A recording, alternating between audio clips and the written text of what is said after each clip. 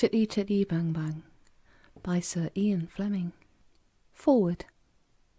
These stories are affectionately dedicated to the memory of the original Chitty Chitty Bang Bang, built in 1920 by Count Zborowski on his estate near Canterbury. She had a pre-1914 war chain-drive 75 horsepower Mercedes chassis, in which was installed a 6-cylinder Maybach aero engine, the military type used by the Germans in the Zeppelins. 4 vertical overhead valves per cylinder were operated by exposed pushrods and rockers from a camshaft on each side of the crankcase, and 2 Zenith carburetors were attached, one at each end of a long induction pipe. She had a grey steel body with an immense polished bonnet, 8 feet in length, and weighed over 5 tons. In 1921, she won the 100-mile-an-hour short handicap at Brooklands at 101 miles per hour, and in 1922, again at Brooklands, the lightning short handicap. But in that year, she was involved in an accident, and the Count never raced her again. Chapter 1.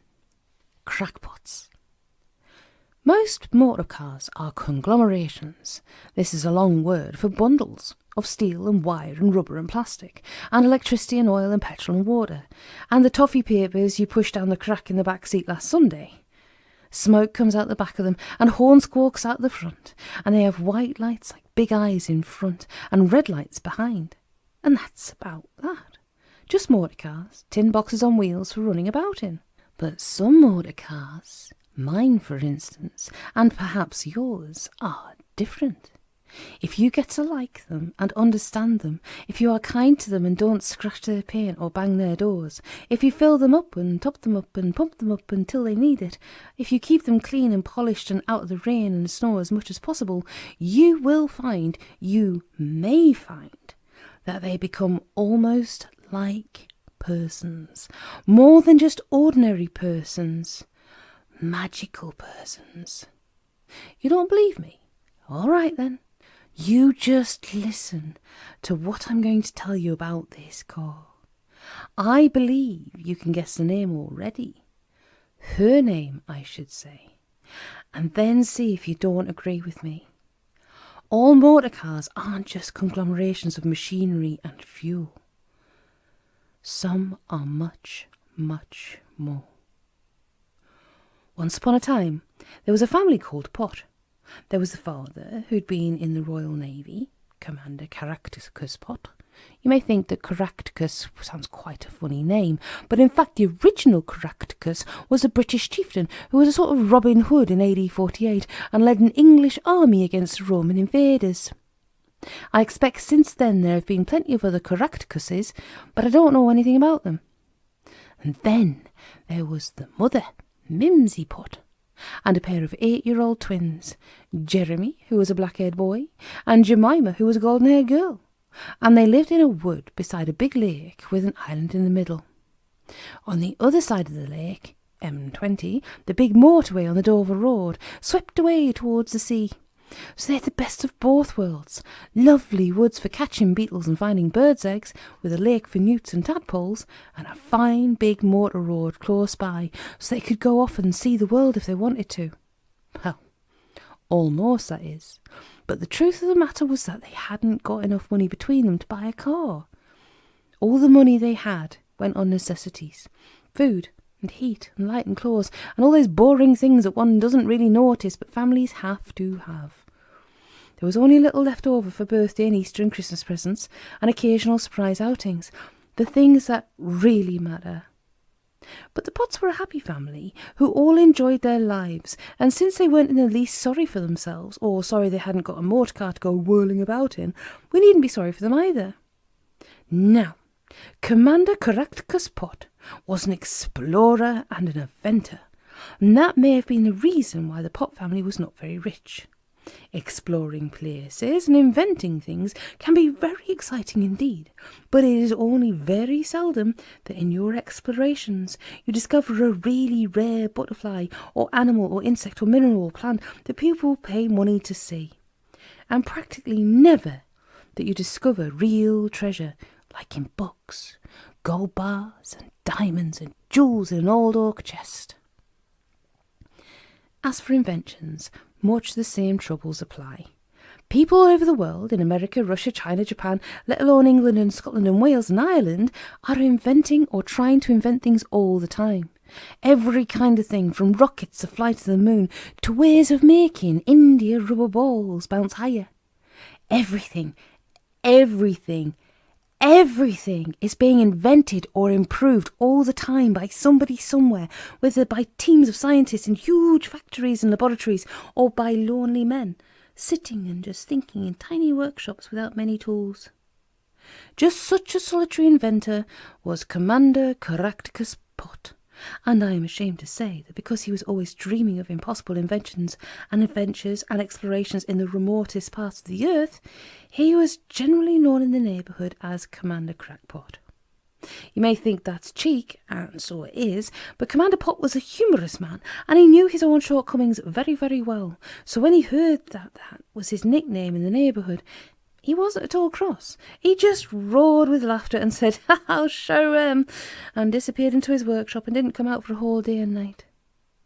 During that time, smoke came out of the workshop chimney, and there were a lot of delicious smells, and when the children put their ears to the locked door, they could hear mysterious bubblings and cooking poppings, if you know what I mean, but nothing else at all.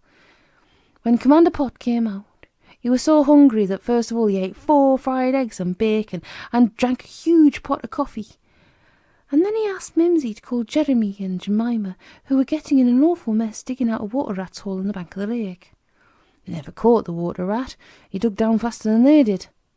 The twins came and stood side by side looking at their father, wondering what this invention had been this time. Commander Pott's inventions were sometimes dull things like collapsible coat hangers, sometimes useless things like edible gramophone records, and sometimes clever things that just wouldn't work, like cubicle potatoes.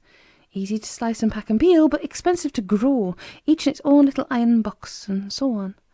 Commander Pott, looking very mysterious, dug in his pockets and produced a handful of what looked like round, coloured sugar sweets, each a bit bigger than a marble wrapped in paper, and still looking mysterious, he chose a red one for Jeremy and a green one for Jemima and handed them over. Well, sweets are always sweets, thought the children, even though they don't look very exciting, so they unwrapped them and were just about to pop them into their mouths when Commander Pott cried, Wait, look at them first, very, very carefully." The children looked at the sweets and Commander Pott said, "What do you see? What's different about them?" And Jeremy and Jemima said with one voice, or almost, "They've got 2 small holes drilled through the middle of them." Commander Pott nodded solemnly. "Now suck them." So Jeremy and Jemima popped the sweets into their mouths and sucked busily away, looking at each other with raised eyebrows, as much to say, "What do you notice? And what do you taste? Mine tastes of strawberry, mine tastes of peppermint." And both pairs of eyes seemed to say, "They're just sweets, round boiled sweets, and our tongues can feel the holes in them. Otherwise they're just like any other sweets." But Commander Pott, who could easily see what they were thinking, suddenly held up his hand. "Now stop sucking, both of you. Twiddle the sweets around with your tongues until they're held between your teeth, with the twin holes pointing outwards. Open your lips and blow." Well, of course, the children laughed so much watching each other's faces that they nearly swallowed the sweets. But finally, by turning their backs on each other, they managed to compose themselves and fix the sweets between their teeth. And then they blew. And you know what? A wonderful shrill whistle came out, almost like a toy steam engine. The children were so excited, they went on whistling until Commander Pott sternly told them to stop. He held up his hand. "Now go on sucking till I tell you to whistle again." And he took out his watch and carefully observed the minute hand. "Now!" This time, Jeremy and Jemima didn't laugh so much, but managed to get their sweets, which of course were much smaller than before, between their teeth, and they blew like billy-o. This time, because their sucking had hollowed out the holes still more, the whistle was a deep one, like one of the new diesel trains going into a tunnel, and they found they could play all sorts of tricks, like changing the tone by blocking up one hole with their tongues and half closing their lips so as to make a buzzing whistle, and lots of other variations. But then, what with their sucking and their blowing, the bit between the 2 holes collapsed and the sweets made one last deep hoot and then crunched, as all sweets do in the end, into little bits. Jeremy and Jemima both jumped up and down with excitement at Commander Pott's invention and begged for more. Then Commander Pott gave them each a little bag full of sweets and told them to go out in the garden and practice every whistling tune they could think up, as after lunch he was going to take them to Scrumptious Limited, the big sweet people at the local town, to give a demonstration to Lord Scrumptious, who owned the factory. And as they ran out into the garden, Commander Pott called after them, "They're called crackpots, crackpot whistling sweets, and you know what, my chickabiddies? They're going to buy us a motor car." But the children were already dancing away into the woods, making every kind of whistle you can think of, at the same time sucking like mad at their delicious sweets. There really seemed to be something special about Commander Pott's invention, just a little touch of genius. Well, anyway, I can tell you this. Lord Scrumptious thought so. After he'd heard Jeremy and Jemima whistling in his office, he sent them out into the factory, and they danced around among the workers, sucking and whistling and handing out sweets from their packets, so that very soon they had all the workers in the factory sucking and whistling, and everyone laughed so much that all the Scrumptious sweet machines came to a stop. Lord Scrumptious had to call Jeremy and Jemima away before they brought the whole production of Scrumptious sweets and chocolates to a grinding halt. So Jeremy and Jemima went back into Lord Scrumptious's grand office, and there was their father being paid £1,000 by the Scrumpshire Company treasurer, and signing a paper which said he would get an additional 1 6pence in every 1,000 crackpot whistling sweets sold by Scrumptious Limited. Jeremy and Jemima didn't think that sounded very much. But when I let you into a secret and tell you that Scrumptious Limited sell 5 million every year of just one of their sweets called Chock-a-Hoop, you can work out for yourselves that perhaps, just perhaps, Commander Caractus Pott wasn't making such a bad bargain after all. So then everyone shook hands, and Lord Scrumptious gave Jeremy and Jemima each a big free box of samples of all the sweets he made. The 3 of them hurried off back to Mimsy to tell the good news, and straight away the whole family hired a taxi and went to the bank to deposit the cheque for £1,000, and then they went off together to buy a car.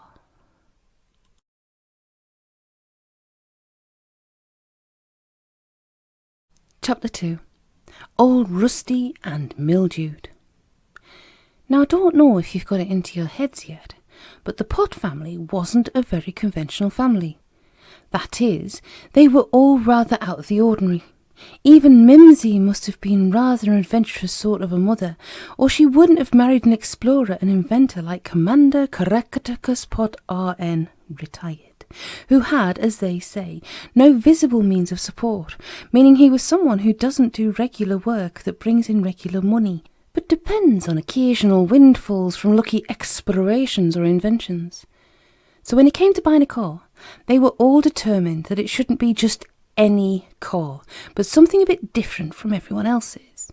Not one of those Black Beetle saloon cars that look much the same back and front, so that in the distance you don't know if they're coming or going, but something rather special, something rather adventurous. Well, they hunted all that afternoon and all the next day. They looked at brand new cars, and they visited the second-hand showrooms, where smart salesmen offered Commander and Mrs. Pott gift vouchers and Jeremy and Jemima sweets, just to try and tempt them to buy. But Commander Pott knew pretty well all there is to know about cars, having been an engineer officer in the Navy and being an inventor as well, and one look under the bonnet and one trial, listening carefully to the sound of the engine, was generally enough for him. Even if he didn't notice that the speedometer had been disconnected, or that the chassis was bent because of some crash whose scratches and dents the salesman had carefully painted over, you have to be very cautious buying anything second-hand. You never know how careful the last owner has been. And anyway, whatever the thing is, if it is in good order, why does the person want to get rid of it? And then, at the end of the second day, they came to a broken-down little garage run by a once famous racing driver.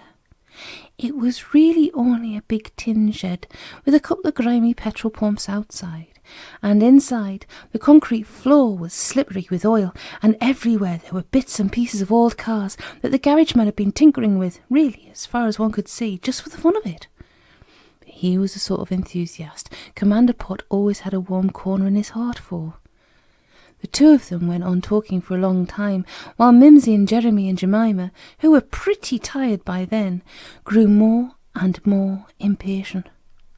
Suddenly, they were surprised to see Commander Pott follow the garage man around to the back of his shed. There was a long, low object hidden under a tarpaulin. The garage man looked Commander Pott and the family, each one carefully up and down, and then he went to one end of the tarpaulin and slowly rolled it back. Well, I can't tell you how disappointed Mimsy and the children were. From the way the garage man had behaved, they thought there must be some splendid treasure of a car under the tarpaulin. But what did they see? A wreck, that's all. Just the remains, rusty and broken and bent, of a very long, low four-seater, open motor car, without a hood and with the green paint peeling off in strips. "Well, there she is," said the garage man sadly. "She once knew every racing track in Europe. In the old days, wasn't a famous driver in Britain who hadn't driven her at one time or another. She's still wearing England's racing green, as you can see. That was from early in the 30s. She's a 12-cylinder, 8-litre, supercharged Paragon Panther. They only made one of them, and then the firm went broke. This is the only one in the world.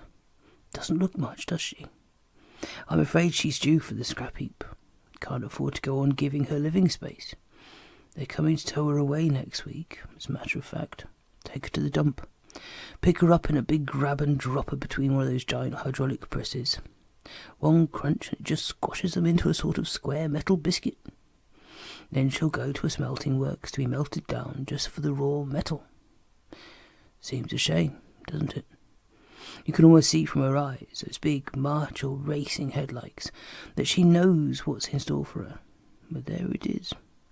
You can see the shape she's in, and it would need hundreds of pounds to get her on the road again, even supposing there was someone nowadays who could afford to run her." Commander Pott was looking curiously excited. "Mind if I look her over?" "Go ahead." The garage man shook his head sadly. "She'd appreciate a last look over by someone like you who knows what real quality used to be." The whole family picked their way over and through the patches of oily ground. While Commander Pott looked under the bonnet, Mimsy and Jeremy and Jemima prodded the once beautiful soft leather upholstery. Moths flew out, and looked under the carpets front and back. Beetles scuttled about, and examined the knobs and switches and dials on the dashboard. There were dozens of them, all rusty and mildewed, and tried the big old boa constrictor horn that worked with an India rubber bulb. But nothing happened except that a lot of dust blew out of the end into Commander Pott's face as he bent over the engine, peering and tinkering. The children looked at Mimsy, and Mimsy looked back at them. And you know what? They didn't just dolefully shake their heads at each other. They all had the same look in their eyes. The look said, this must have once been the most beautiful car in the world. If the engine's more or less all right, and if we all set to and scrubbed and painted and mended and polished, do you suppose we could put her back as she used to be? It wouldn't be like having just one of those black beetles that the factories turn out in hundreds and thousands and that all look alike. We'd have a real jewel of a car, something to love and cherish and look after as if it were one of the family. Commander Pott took his face out from under the bonnet. He looked at them and they looked back at him, and he just turned to the garage man and said, "I'll buy her. We all love her and we'll make her as good as new. How much do you want for her?" £50, said the garage man. She wouldn't fetch much a scrap.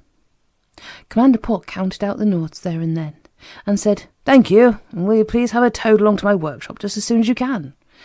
And do you know, there were almost tears of happiness in the garage man's eyes as he shook them all by the hand. As they climbed into the taxi to go off home, he said seriously, "Commander Pott, Mrs. Pott, Master and Miss Pott, you'll never regret buying that car. She's going to give you the time of your lives. You've saved her from the scrap heap, and I'll eat my hat if I had hat to eat, if she doesn't repay you for what you've done today." He was still waving happily after them when they drove out the side. As they bored along in their taxi, Jemima whispered to Jeremy in the front seat next to the driver, "Jeremy, did you notice something very mysterious about the old registration number that was hanging from the back of our car?" "There was nothing mysterious about it," said Jeremy scornfully. "It was Gen 11. Yes, said Jemima excitedly. Gen 11! Don't you realise what that spells? Genie, like magical people, sort of spirits, like that story about the bottle imp by Robert Louis Stevenson that Mimsy read to us once. Said Jeremy thoughtfully. And they sat silently, thinking this odd coincidence over until they got home.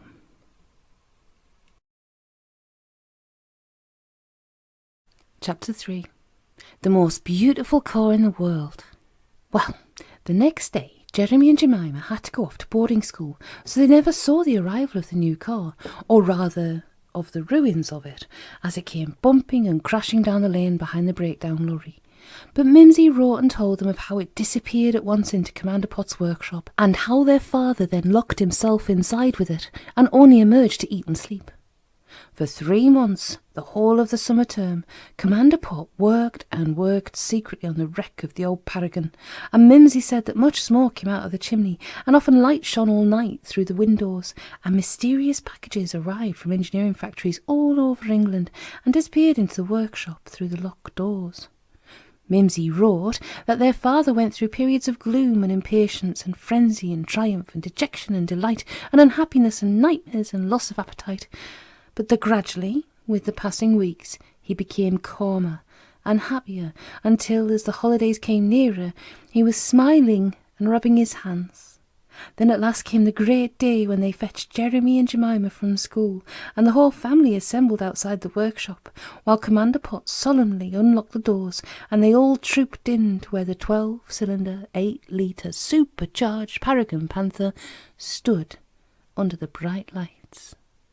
Mimsy and Jeremy and Jemima stood and stared and stared and stared until Jemima broke the silence and said, "But she's the most beautiful car in the world."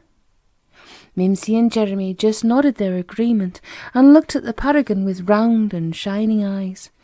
And she was beautiful. Every single little thing had been put right, and every detail gleamed and glinted with new paint and polished chromium, down to the snarling mouth of the big boa constrictor horn.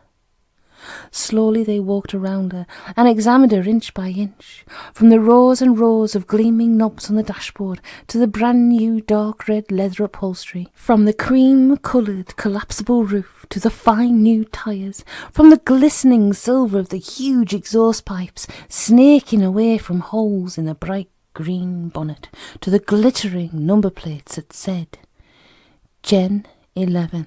And silently they climbed in through the low doors that opened and shut with the most delicious clicks, and Commander Caractus Pott sat behind the huge driving wheel, with Mimsy beside him in her own bucket seat with an armrest, and Jeremy and Jemima got in the back and sank down amongst the big soft red leather cushions and rested their arms on their own armrests between them. Then, without saying anything, Commander Pott leant forward and pressed the big black knob of the self-starter. At first nothing happened. There was just a soft grinding from the starter motor. Jeremy and Jemima looked at each other with round eyes. Wasn't she going to work after all? But then Commander Pott pulled out the silver knob of the choke to feed more petrol into the carburettor and pressed the starter again. And out of the exhaust pipes there came just these 4 noises, very, very loud. Chitty Chitty Bang Bang. And there was a distinct pause after each noise, and it was like 2 big sneezes and 2 small explosions, and then there was silence. Again Jeremy and Jemima looked at each other, now really rather worried. Had something gone wrong? But Commander Pott just said, "She's a bit cold. Now then." He pressed the starter again, and this time, after the first 2 chitty sneezes and the 2 soft bangs, the bangs ran on and into each other so as to make a delicious purring rumble, such as neither Mimsy nor Jeremy nor Jemima had ever heard before from a piece of machinery. Commander Pott put the big car into gear, and slowly they rumbled and roared out of the workshop into the sunshine and up the lane towards the motorway, and the springs were soft as silk. And always this delicious rumble came out behind the huge fish-tail exhausts. When they got to the side road that joined the motorway, Commander Pott pressed the big bulb of the boa constrictor horn, and it let out a deep, polite but rather threatening roar, and then, because he wanted to show everything to the children, Commander Pott pressed the electric horn button in the middle of the wheel, and the klaxon horn fired off a terrific blast of a warning, "Ga-ooga!" And then he steered out onto the motorway, and they were off on their first practice run. Well, I can only tell you that the huge, long, gleaming green car almost flew. With a click of the big central gear lever, Commander Pott got out of first gear into second at 40 miles an hour. With another click at 70 miles an hour, he was in third. And as they touched 100 miles an hour, he put the huge car into top gear, and there they were passing the other black Beetle cars, almost as if they were standing still. "Ga-ooga!" went the klaxon again and again as they swept down the big safe double-lane highway, and the drivers of the little family saloons looked in their rear mirrors and saw the great gleaming monster whistling towards them and drew in to the left-hand side to let her go by. And all the drivers said, "Coo-er, see that? What is she? Smashing!" And then the green car was passing away, and they caught the hurricane howl of the big exhausts and made a note of the number Gen 11. And not one of the drivers noticed that the number really spelt. They just thought it was a nice short number to have and easy to remember.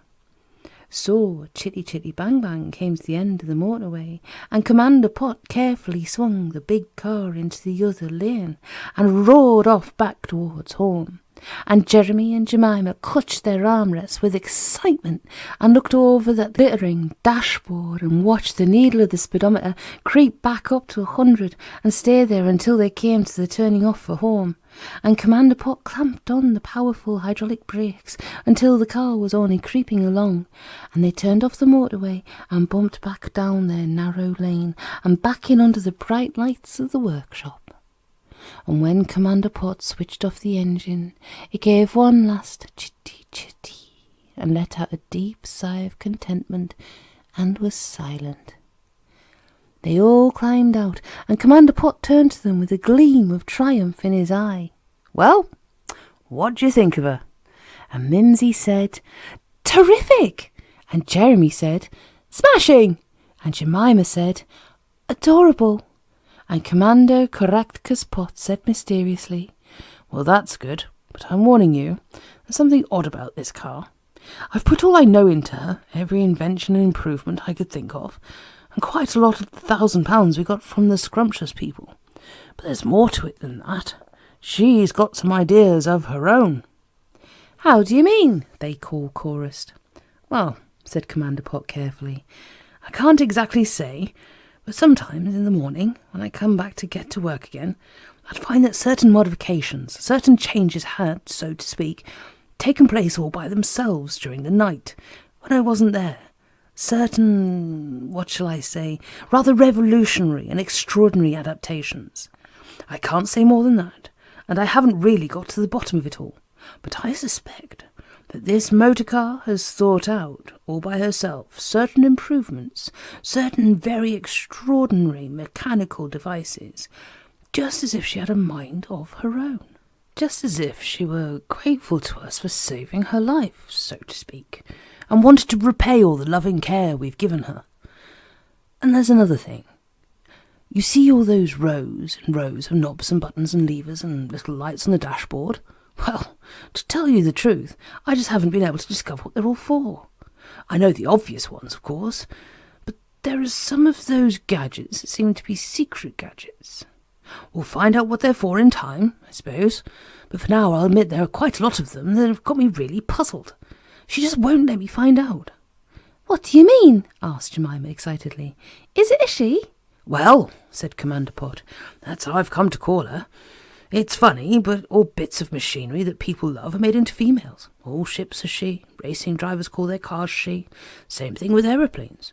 Don't know about rockets or Sputniks. Somehow they don't seem very feminine to me. But I bet the rocketeers and Sputnikators, or whatever they call the Sputnik experts, I bet they call their spaceships and things she. Odd, isn't it? I used to serve in a battleship. Gigantic great ships stuffed with guns and radar and so on, called the George V. But we called her she." Jeremy said excitedly, "We've got to have a name for her, and I know what we ought to call her. What she called herself? What do you mean? What was that? When did she? They all cried together. Jeremy said slowly, She said it when she started. Chitty, Chitty, like sneezes, and then bang bang. So we'll call her that, her own invented name. And the others looked at each other, and slowly they all smiled, and Commander Caractus Pott patted the green and silver car on her nose, and said in a loud and solemn voice, Now hear me, 12-cylinder, 8-litre, supercharged Paragon Panther. We hereby christen you, and they all chorused, Chitty Chitty Bang Bang. Then they trooped out of the workshop and went happily about all the things they'd forgotten to do for the whole of that exciting afternoon. Chapter 4. To the Sea. The next day was a Saturday, and the month was August, and the sun positively streamed down. It was a roaster of a day, and at breakfast, Commander Pott made an announcement. Today, he said, it's going to be a roaster, a scorcher. There's only one thing to do, and that's for us to take a delicious picnic and climb into Chitty Chitty Bang Bang and dash off down the Dover Road to the sea. Of course, everyone was delighted with the idea, and while Commander Pott and Jeremy and Jemima went to get Chitty Chitty Bang Bang ready, fill her up with petrol, check the water in the radiator, verify the oil in the sump, test the tyre pressures, clean yesterday's squash flies off the windscreen, dust down the body and polish up the chromium until it shone like silver, Mimsy filled a hamper with hard-boiled eggs, cold sausages, bread and butter sandwiches, jam puffs, with, of course, like all good jam puffs, more jam than puff, and bottles of the best fizzy lemonade and orange squash. Then they all piled into the car, with the hood down, of course, and with Chitty Chitty Bang Bang's usual 2 sneezes and 2 small explosions, they were off up the lane and to the motorway that led to the Dover Road and to the sea some 20 miles away. But, and once again, 22,654 other motor cars full of families, that was the number announced by the Automobile Association the next day, had also decided to drive down the Dover Road to the sea on that beautiful Saturday morning. There was an endless stream of cars going the same way as the Pott family in Chitty Chitty Bang Bang. Well, Commander Pott drove as cleverly as he could, overtaking when it was safe, weaving like a snake in and out of the traffic, and taking shortcuts and side roads to dodge really bad queues of cars.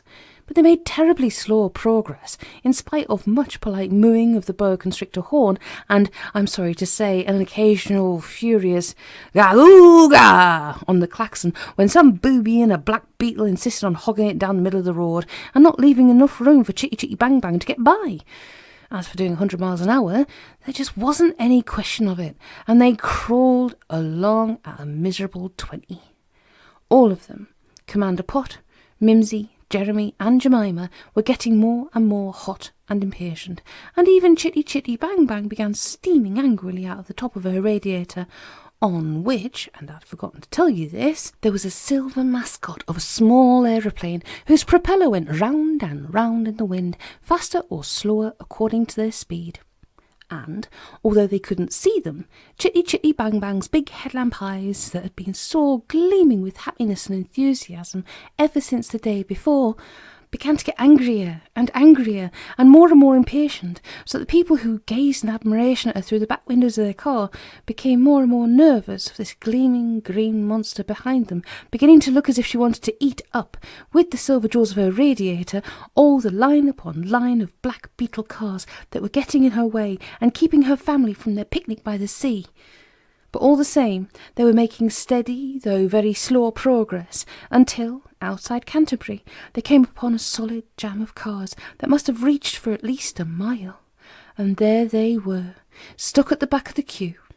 It really looked as if they couldn't possibly get down to the sands and the sea in time for their picnic, let alone have a wonderful bathe before it.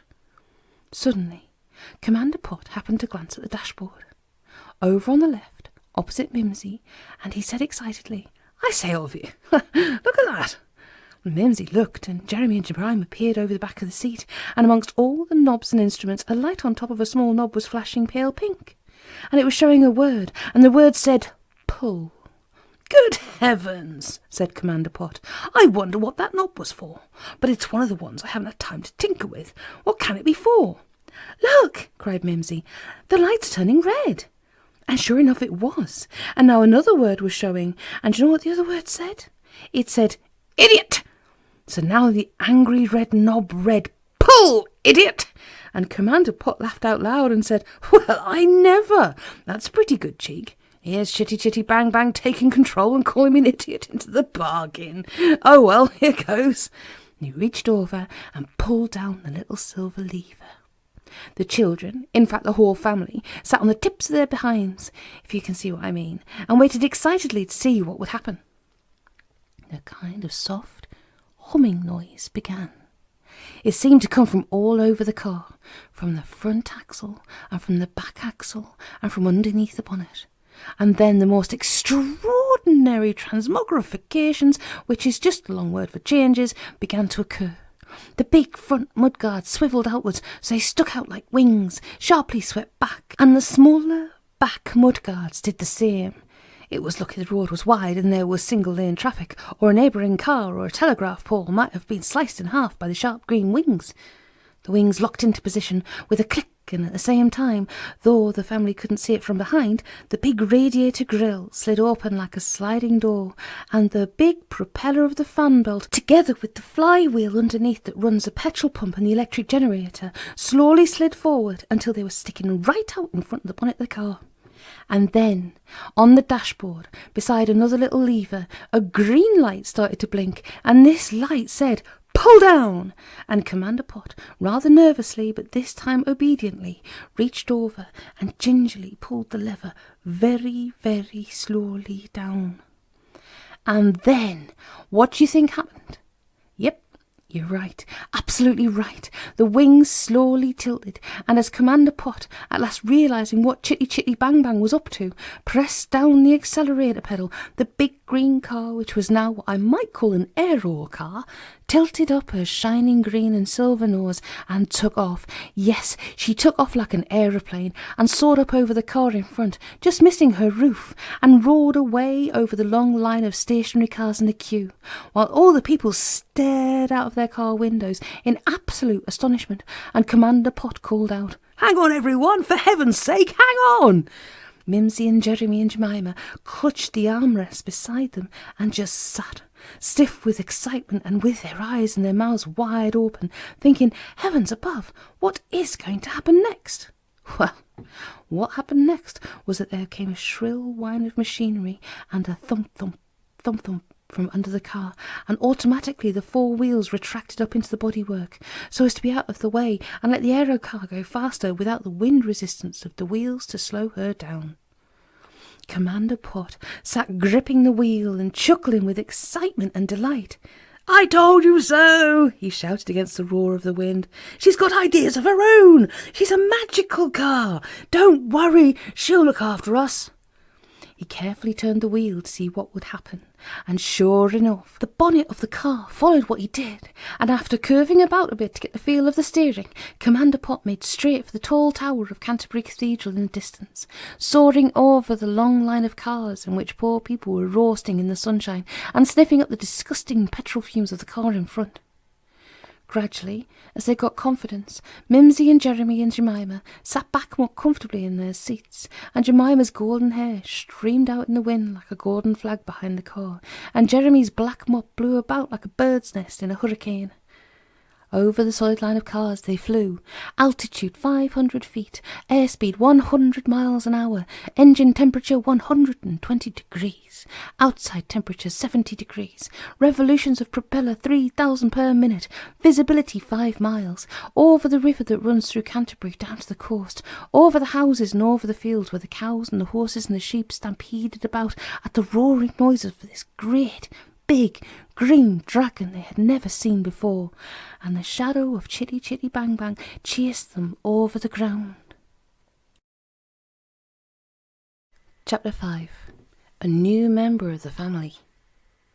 Over Canterbury, Commander Pott insisted on circling the tall tower of the cathedral, so that the jackdaws and pigeons flew out of their nooks and crannies, squawking and cooing with fright and excitement.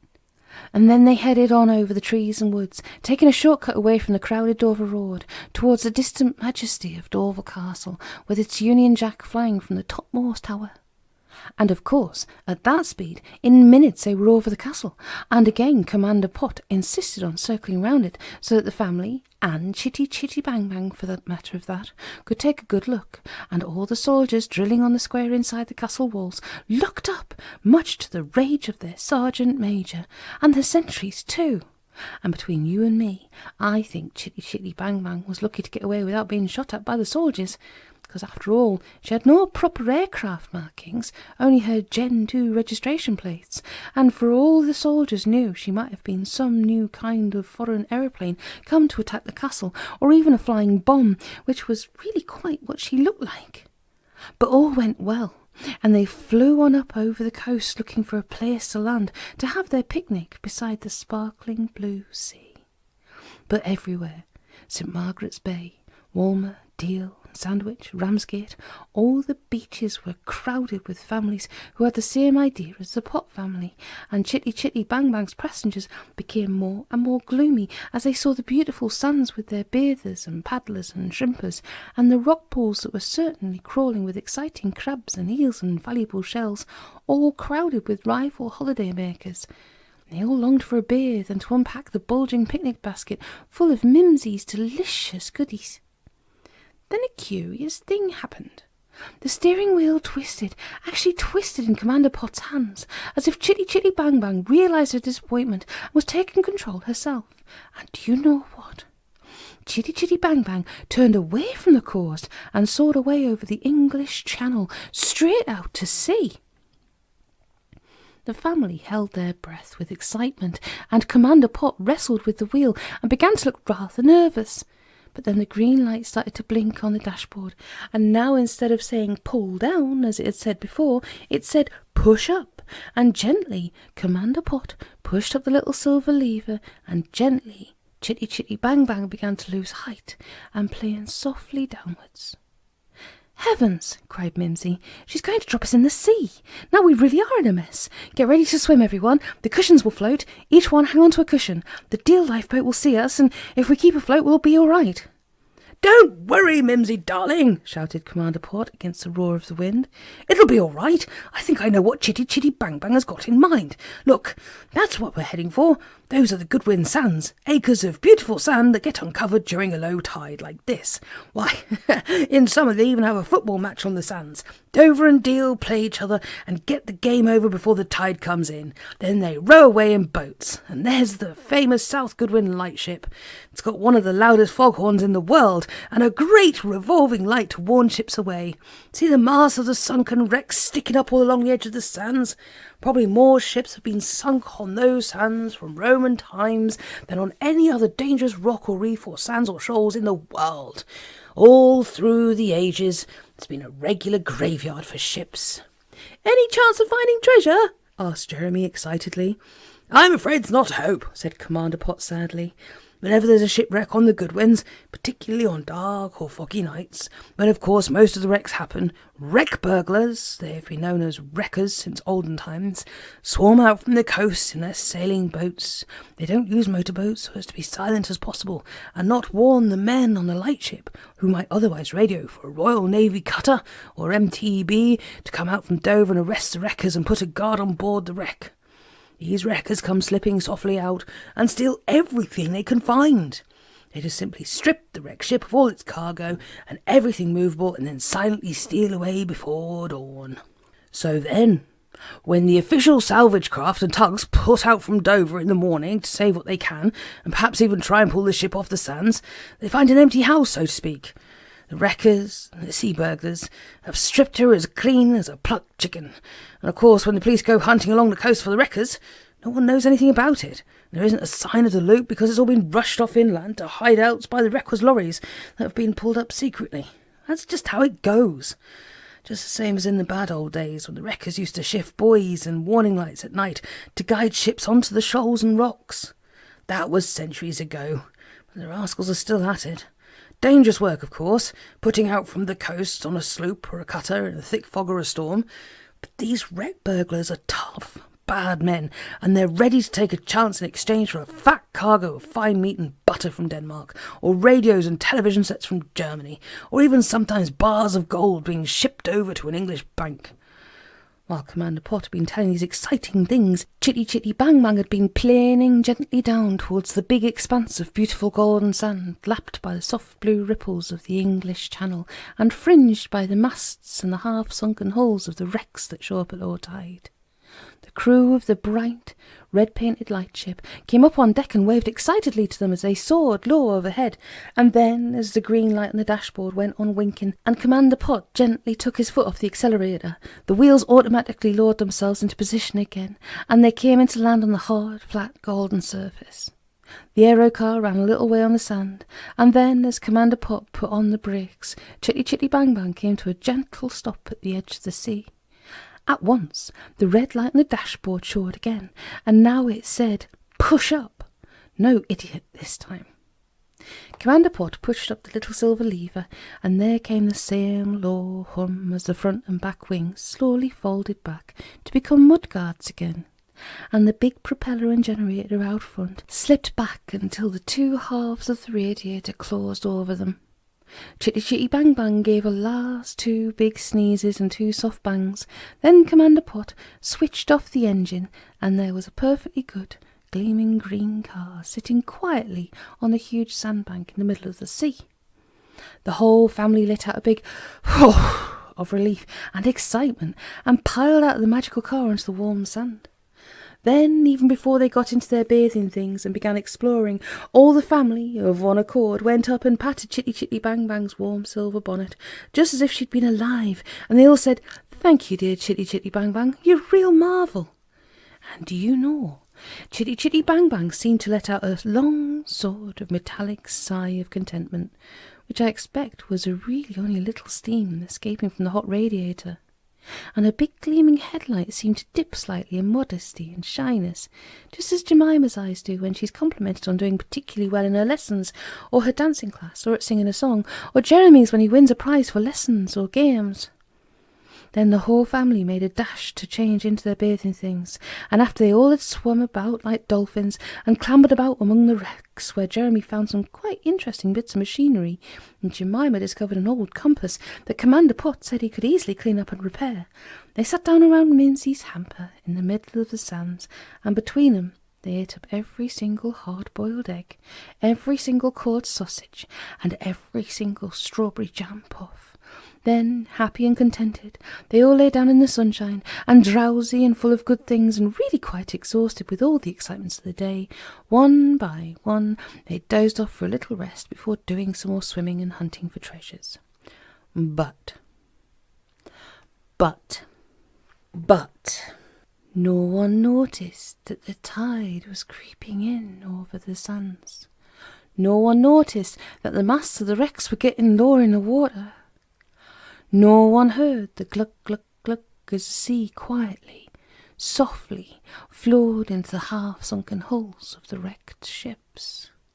And no one, not one of the dozing family, noticed that the wheels of Chitty Chitty Bang Bang were slowly, inch by inch, being submerged by the incoming tide, and no one realised that soon, very, very soon, the whole family, Commander Pott, Mimsy, Jeremy and Jemima, and Chitty Chitty Bang Bang, who by now was really a member of the family too, would be marooned out in the middle of the sea, threatened with mortal danger. Chapter 6. Marooned. Being marooned on the Goodwins sands in the middle of the English Channel is enough to frighten you, and the Pott family, and Chitty Chitty Chitty Bang Bang, except they're all fast asleep, dozing in the sun, out of your and their wits. To make matters worse, one of those summer mists came creeping across the sea, hiding the family in their magical car from the Goodwin lightship, which lies anchored somewhere south of the Goodwins. To warn them and all shipping of the terrible danger of the sands, the lightship began sounding its great foghorn, which is one of the loudest in the world, and blinking its dazzling white danger light. It was Chitty Chitty Bang Bang who first woke up to the danger. You see, she had got very hot flying out to the sands and sitting in the sunshine, and as the sea came creeping up, glugging in the hulls of the wrecks and whispering softly over the flat sand, the water gradually submerged the wheels of Chitty Chitty Bang Bang. When it reached the bottom of her radiator, she let out a loud warning hiss from the hot metal. The family opened dorsey eyes, and then at once they were all on their feet, and Commander Pott was running to the car. He jumped in and pressed the self-starter, and with a quick chitty chitty bang bang of relief, the big car, spinning her wheels in the wet sands that spray flew, crept up out of the incoming tide and was steered by Commander Pott up onto the dry centre of the rapidly diminishing sandbank where the rest of the family was waiting. "Quick, jump in," he shouted. "We've just got room to take off." But as Jeremy and Jemima piled into the back seats and Mimsy got into the front, already the first little waves had run up the flat sands after them, and the bottoms of the tyres were awash again. "My goodness," said Commander Pott anxiously. "Now we've had it. Chitty Chitty Bang Bang can never get up enough speed to take off through the water. The only hope is that the lightship will realise the trouble we're in and send their rescue boat for us. But that'll mean leaving poor Chitty Chitty Bang Bang marooned out here alone, and she'll gradually be covered by the sea. During the night, she may easily be washed off the sands into deep water, and we'll lose her forever." They all sat there gloomily as the water glugged around them, and the fog thickened, and there was no sign of a rescue boat. They suddenly realised that they might all be drowned out here in the middle of the English Channel. And all this while, Chitty Chitty Bang Bang's engine had been running steadily on, but very soon, any minute now, the level of the sea would be up to her electric generator. There would be the blinding blue flash of a short circuit, and the engine would go dead.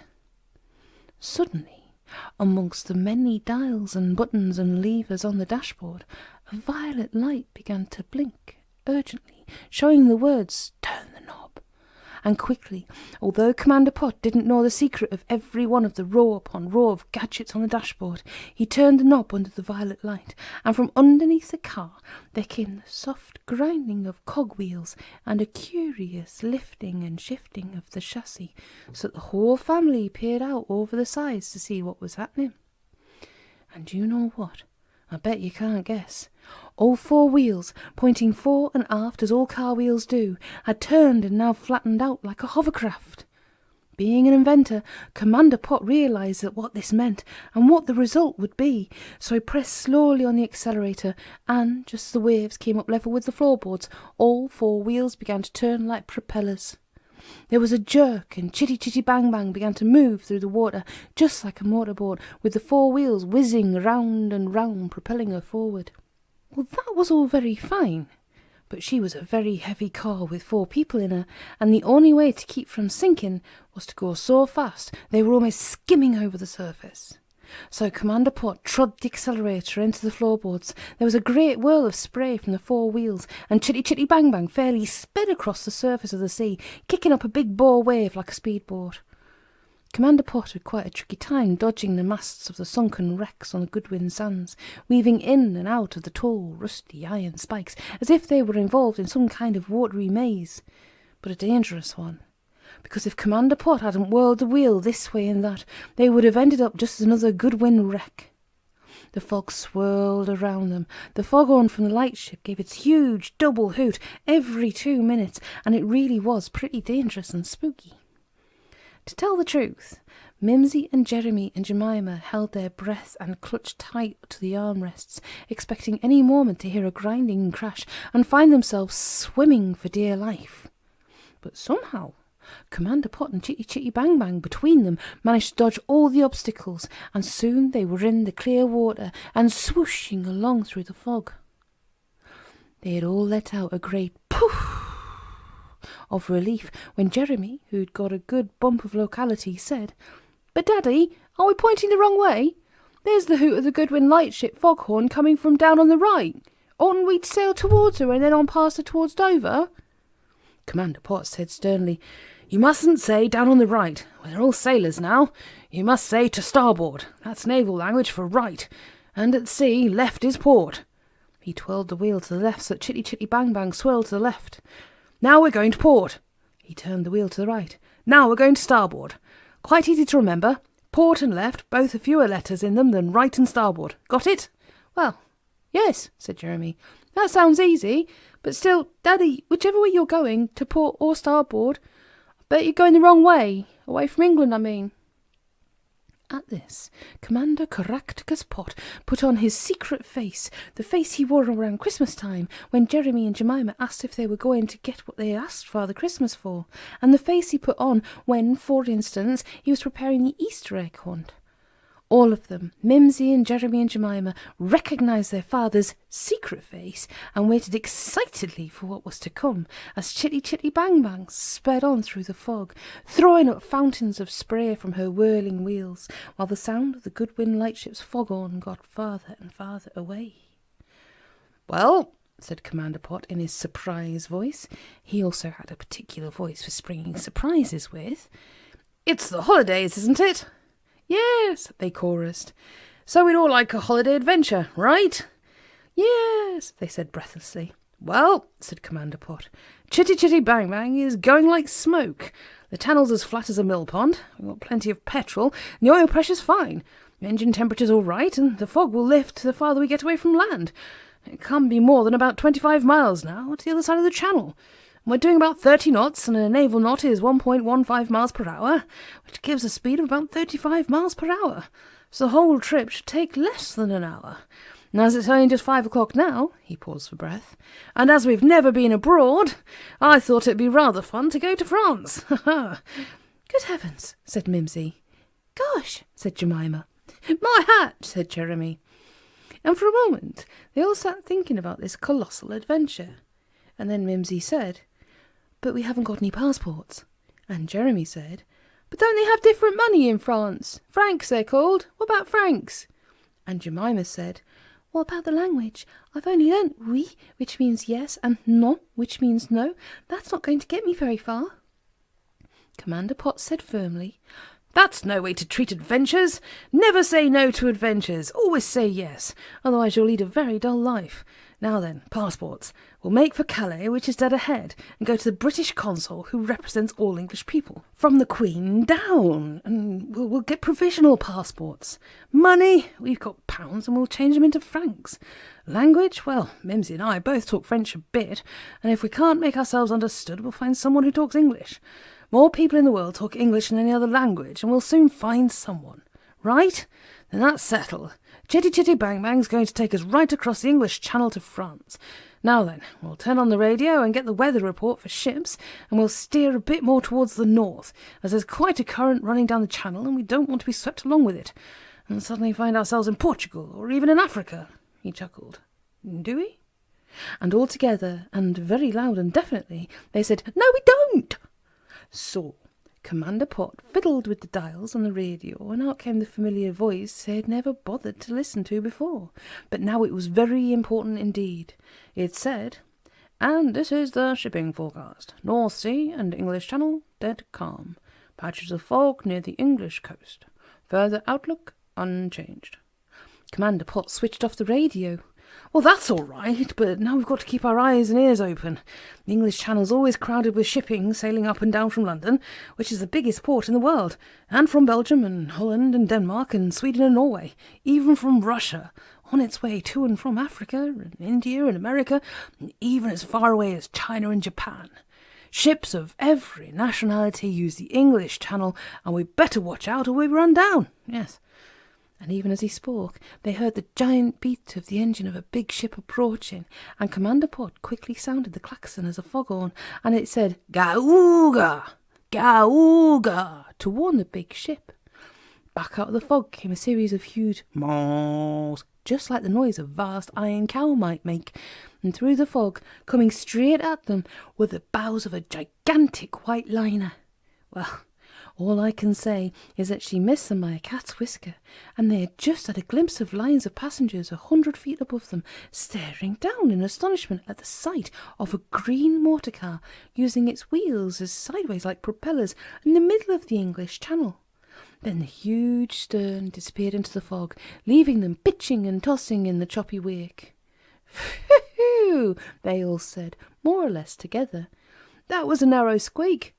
And Commander Pott added, rather unfairly, the others thought, "Chitty Chitty Bang Bang, for heaven's sake, keep your eyes open and watch where you're going."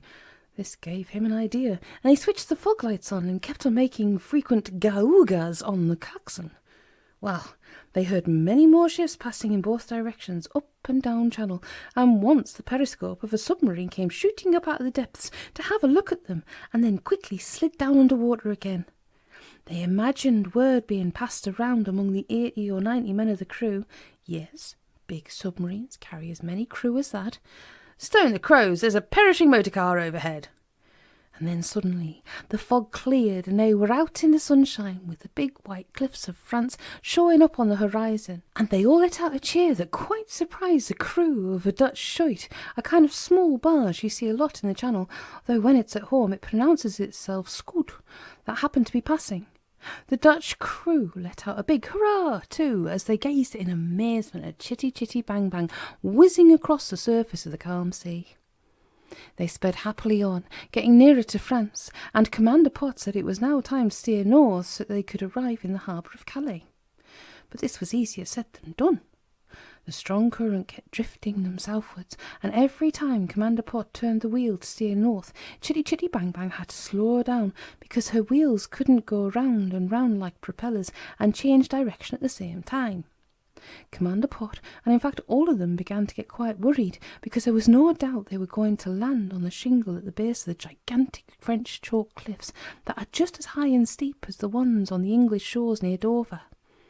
Sure enough, the water got shallower and shallower until they touched the shingle and the violet light on the dashboard blinked urgently and said, "Turn the knob." When Commander Pott turned the knob, there came the same purr of machinery under the chassis, and the wheels straightened out and clicked back into the straightforward position, and they bumped and churned their way up onto the shingle.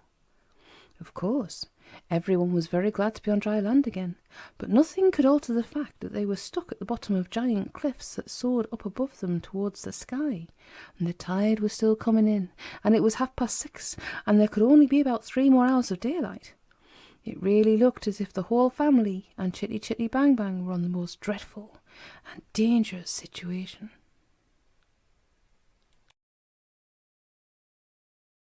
Chapter 7. Nasty Surprises. "Well, it's no good just standing there making long faces," Commander Pott said decisively. "We must split up into 2 parties and hurry along under the cliffs to right and left, and hope that we'll find a little bay somewhere where we can shelter for the night above the high water mark. Right? Well now, Jemima, you come with me along to the left, and Mimsy and Jeremy run off to the right. Let's hope we can find a safe place, because otherwise we'll have to go to sea again, and none of us wants to spend the night out in the channel. All right then, off we go." It was Jeremy, running on ahead of Mimsy, who found it. Round a big headland, tucked right in under the cliffs that you couldn't see it from seawards, was the mouth of a cave. The sideways opening was quite big, about as big as garage doors, which was the first and most important comparison that came to Jeremy's mind. He called Mimsy, and together they went in, over the tide line of seaweed, and washed up cans and bottles and bits of plastic bags and all the other junk that gets carried in on the tide. They could see that, farther in, the cave widened out and got bigger, but then it got a bit spooky, and they both decided that the thing to do would be to bring Chitty Chitty Bang Bang in with her tremendous lights before they went any further. So they ran back, scrambling and rattling over the shingle, and shouted and called for Commander Pott and Jemima, who presently came back to see where Jeremy and Mimsy waited beside Chitty Chitty Bang Bang, whose back wheels were already being dangerously approached by the rising tide. When Commander Pott had heard what they had to say, they all climbed into the car, and with her usual 2 sneezes and 2 bangs, she turned and moved slowly, humping and bumping over the shingle towards the cave. At the noise of her great rumbling exhaust, the seagulls flew screeching out from the top of the cliff, and the vibration of her rumble even dislodged small pebbles and scraps of chalk that came tumbling down the gigantic high cliff, and once or twice made them cover their heads with their hands and duck. But they got to the hidden opening of the cave all right, and Commander Pott turned the bonnet of the car into the opening. They nosed their way in with a big bump over the piled-up tide line. "This is perfect," called Commander Pott. He had to shout because of the great boom, boom, boom of the exhaust inside the cave. "It's as dry as a bone." And he switched on the big headlights. Excitedly, they all peered forward into the cave that seemed to widen out as it burrowed into the cliff, until it came to what looked like a corner. "Come on!" called Commander Pott. He put Chitty Chitty Bang Bang into low gear, and they trundled forward over the pebbles, while the boom of the exhaust echoed back at them from the walls and the roof just over their heads. They came to the corner and round it, and now the cave opened out and became still bigger. There were the marks of pickaxes or chisels or some kind on the walls, which meant that humans had been at work making the cave broader, and there was a straight piece and another corner and another, and Chitty Chitty Bang Bang rumbled and boomed on, and Jeremy and Jemima, and their parents too, for the matter of that, were breathless with excitement. Suddenly, Commander Pott called, "Look out!" and there was a great squeaking whoosh, and hundreds of bats, disturbed by the noise of the car, swept out over their heads towards the entrance. But the children weren't particularly frightened by them, because they knew they were only little harmless mice with wings. They had often seen them flitting about in the evening at home, and they knew too that it was all nonsense about bats getting tangled up in your hair, which is an old wives' tale, because, as Commander Pott had explained to them, bats have the most wonderful built-in radar that works in their heads with the help of the tips of their big soft ears, making it almost impossible for them to collide with anything, as you can see for yourself by watching them dart about among the trees in your garden, diving now and then to catch flies so tiny that the human eye can hardly see them. So the children just watched with curiosity as the bats poured out over their heads, and soon their squeaking disappeared, and Chitty Chitty Bang Bang came to the next corner. Now they all realised that they were far from the entrance and deep, deep inside the cliff, and they wondered, all of them rather anxiously, what they would find as Chitty Chitty Bang Bang nosed carefully around the bend between the smooth chalk walls. I must admit that what they found was such a shock that even Chitty Chitty Bang Bang's exhaust gave a kind of trembly gulp, and Commander Pott himself, who was a brave man, gave quite a jump in the driving seat and at once put on the brakes and switched off the engine so that there was a dead silence in the depths of the cave. As for Mimsy and Jeremy and Jemima, to be quite honest, they all went goose-pimply with fright and just stared and stared at the dreadful thing in front of them. A skeleton. A human skeleton that hung down from the ceiling and swayed softly in the small breeze that blew down the cave. It was probably only seconds, but it seemed like minutes, and they just sat and stared.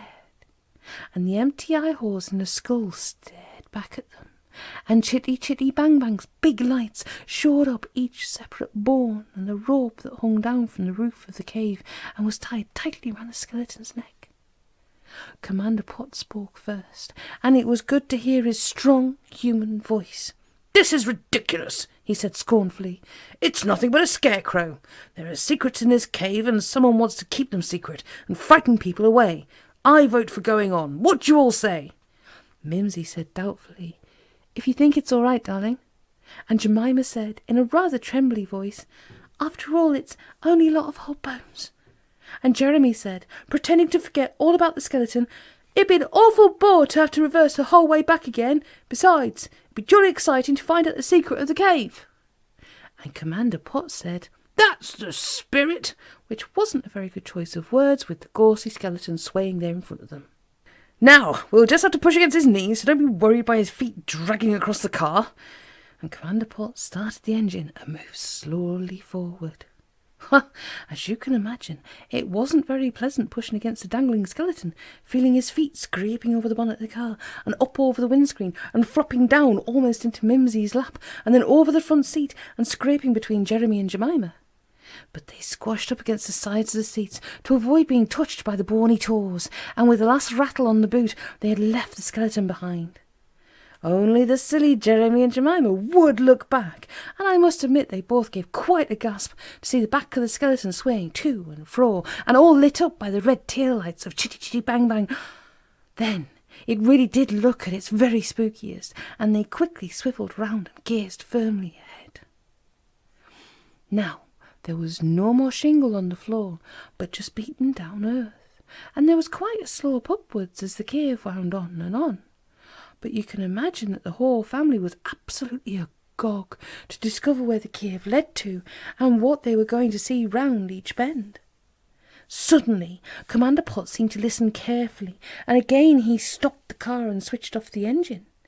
And now they could all hear what he had heard, a frightening, eerie mourning that rose and fell and sent shivers down the spine. "What's that?" they all asked, trying to keep their voices calm. Commander Pott leant forward and undipped the spotlight beside the windscreen. It was one of those useful spotlights you can use at night as inspection lights and to read high-up road signs. He shone the light carefully up and along the roof of the cave until the beam came out to a sort of contraption strung with shiny copper wires that was fixed into the chalk. Commander Pott laughed. "That's an old trick," he said cheerfully. "Somebody really does want to scare people away from the cave. That's a musical instrument called an Aeolian harp. It's much the same as an ordinary harp, only the strings or wires are much thinner, so even this small breeze blowing along them can make the strings sound this sort of moaning noise. Can get really spooky when the breeze varies and blows hard and soft in turns. I've seen them used before this, ruined castles in Germany, to give the tourists a fright. Well, it hasn't given these tourists a fright, hasn't it? Ha ha!" And all the others said, "Oh, no, rather not," a bit doubtfully. And Commander Pott started up the engine, and on they went again, hoping that this was the end of the nasty surprises, and wondering all the more who it was who was trying to guard the secret of the cave, and what, for the matter of that, the secret could be. Round the next two bends they crawled carefully along, with the thunder of Chitty Chitty Bang Bang's exhaust echoing on ahead of them, and then, all of a sudden, on a perfectly straight stretch of cave, Chitty Chitty Bang Bang stopped dead. "Well, that's funny," said Commander Pott, examining the dials in front of him. "We're a bit low on petrol, but there's still 5 gallons. Oil pressure all right. Engine temperature a bit high, but not more than it should be going up this sloping tunnel in 3rd gear." And he got out to open the bonnet and have a look at the engine. He walked round to the front of the car and suddenly stopped. "So that's it," he said softly. "She saw the trap." "What trap?" they all called, leaning out to see. Commander Pott pointed to a very thin tripwire stretched knee-high from wall to wall across the cave. He scratched his head and walked up and down the wire, looking at the ground in front in case there was a trapdoor to catch people in, and looking at the walls and the roof to see if there was some big rock or a concealed weapon waiting to drop on their heads as soon as they touched the wire. They saw him kneel down and examine where the wire joined the wall, and he finally stood up and said, "Ah, the devils! I've got it." Then he walked back to the car and got out a pair of pliers and some rubber gloves he always carried for dealing with faults in Chitty Chitty Bang Bang's electrical system. "What is it?" they all asked rather anxiously, because by now the whole adventure was getting almost too exciting. Commander Pott said cheerfully, "Oh, nothing much. They're only trying to electrocute trespassers and explorers who get this far into their cave. Probably not actually kill them, just give them a powerful shock to frighten them away. But it wouldn't have been funny if our front bumpers had touched the wire. Might easily have short-circuited the whole of Chitty Chitty Bang Bang's electrical system, as well as giving us all a nasty shock." He looked puzzled. "Funny the way Chitty Chitty Bang Bang saw the wire and stopped just in time. There really is something almost magical about this car." Well, of course, Jeremy and Jemima weren't in the least surprised. They knew Chitty Chitty Bang Bang was a magical car. Just look at the way she could fly like an aeroplane and skim across the sea like a speedboard. And anyway, hadn't they had their suspicions on the very first day, when they had noticed that the registration number Gen 2 could be read 2 ways? Do you see what they saw in the letters and numbers? Commander Pott put on his rubber gloves. Electricity can't go through rubber, and gave one short snip at the wire, and sure enough, as the pliers cut through, there was a bright blue flash and a shower of sparks, and the 2 halves of the wire fell dead. And now, when Commander Pott got back into the driving seat and pressed the starter, Chitty Chitty Bang Bang's engine at once roared into life again. On they went, climbing still up into the high, wide tunnel of the cave, with the big headlights searching ahead for more dangers. And I must say that Jeremy and Jemima in the back seat were quite trembly with excitement at where in heaven's name this underground adventure was going to end. Round the bends they went, on and on into the depths of the chalk cliff, and the speedometer showed that they had now come to a whole mile inland from the sea. The air was cold and damp, and the breeze that got stronger and stronger blew the cobwebs to and fro high up in the roof and made Jeremy and Jemima huddle up together to keep warm. And then, round a particularly sharp bend, they were suddenly faced with a blank wall of chalk that completely closed the cave. They'd come to the end, or at any rate they seemed to have come to the end, of the long cave. But Commander Pott got out of the car and walked carefully forward, looking at the ground and the walls and then examining, inch by inch, the chalk wall that blocked the cave. He seemed to find something that excited him very much, and he came back to the car and announced, "It's not a wall, it's some kind of a door, a sort of secret trapdoor. We must find the catch that opens it. Come on, everyone. We must search every inch of the ground and the walls for it. It'll be something very clever, I expect, and well hidden. So tell me if you find even the tiniest clue." So, inch by inch, the family, working in the bright glare from Chitty Chitty Bang Bang's headlights, began examining what seemed to be a solid wall of chalk blocking the cave, just as if the original cave diggers had decided they couldn't be bothered to burrow any farther.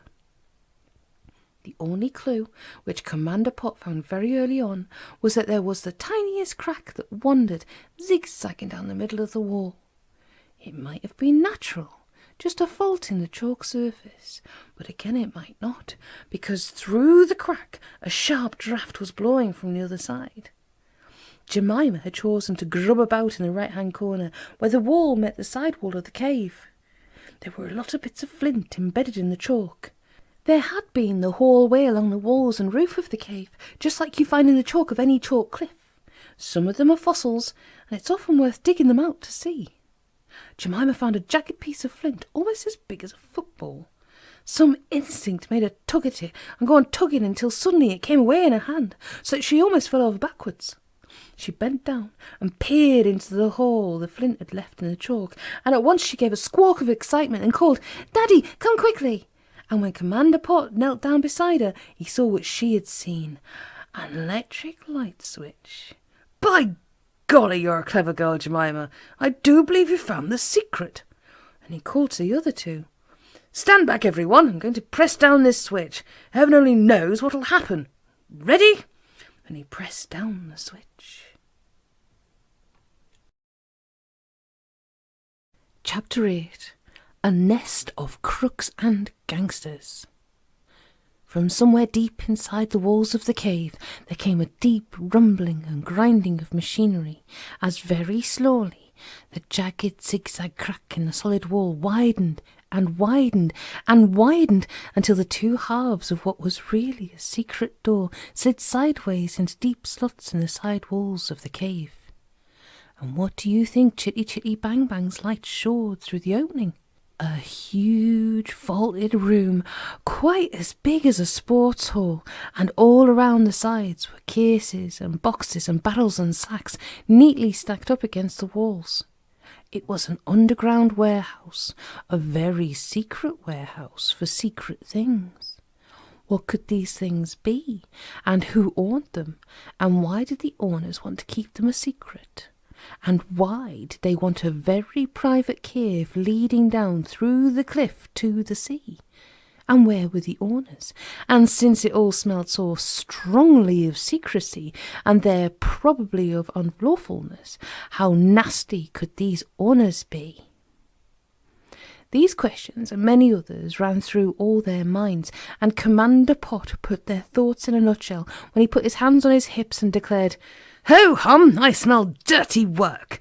Now then, everyone, switch on the brains, full power. What do we do next?" Mimsy, who was, like all mothers, worried about the children, said at once, "Darling, let's close the secret door again and reverse quietly back down the way we came. I don't like the look of this at all." But Jeremy and Jemima just wouldn't agree to this. They were both the tiniest bit trembly about the way the adventure was going, but they had inherited some of their father's exploring bug, and they were terribly eager to discover the secrets of the big underground vault. "Oh, please, Mimsy," they both pleaded together. "Do let's find out what it's all about." Commander Pott reflected and said, "Well, Mimsy, after all, no one's going to eat us, and the children don't seem worried. I vote we see the adventure through. It would be ghastly reversing Chitty Chitty Bang Bang the whole way back now over a mile of cave to the sea. Besides, we've been climbing all the way and we can't be far from the top of the cliff. The cave obviously goes on out of this vault on the other side and leads on to the top. Come on, we'll drive the car up onto the level floor of the vault and give her a rest, and then have a good explore. After all, this is pretty thrilling, and we really must get to the bottom of the secret." "All right, darling," said Mimsy rather reluctantly. "You know, I'm just as keen as you are to find out what this is all about. But if you ask me, there's something pretty fishy about all this. Something criminal. I wouldn't be at all surprised if we hadn't come upon a nest of crooks and gangsters. I only hope none of them appear while we're looking into their secret hoard." "Oh, well," said Commander Pott cheerfully. "Have to take the rough with the smooth. You never get real adventures without a bit of risk somewhere. Come on." And they all piled back into Chitty Chitty Bang Bang and crept up the last bit of slope until they were parked slap in the middle of the huge secret vault. While the others piled out and began carefully sniffing about round the edge of the bales and barrels and packages, Commander Pott went back and found the switch on their side of the secret door, and with a grind and a hum of machinery, the two halves came together again. Then he came back, and they all systematically began to pry and peer into the secret stocks that were piled up around the walls of the big, echoing vault. Jeremy was the first. "Machine guns!" he cried excitedly. "Packed in greased paper! They're in sections ready to assemble!" Mimsy said, "Oh heavens, boxes and boxes of bombs and hand grenades!" "Daggers!" called Jemima. "All kinds of them, and bayonets with rifles to go with them." "Well, I'm dashed!" said Commander Pott.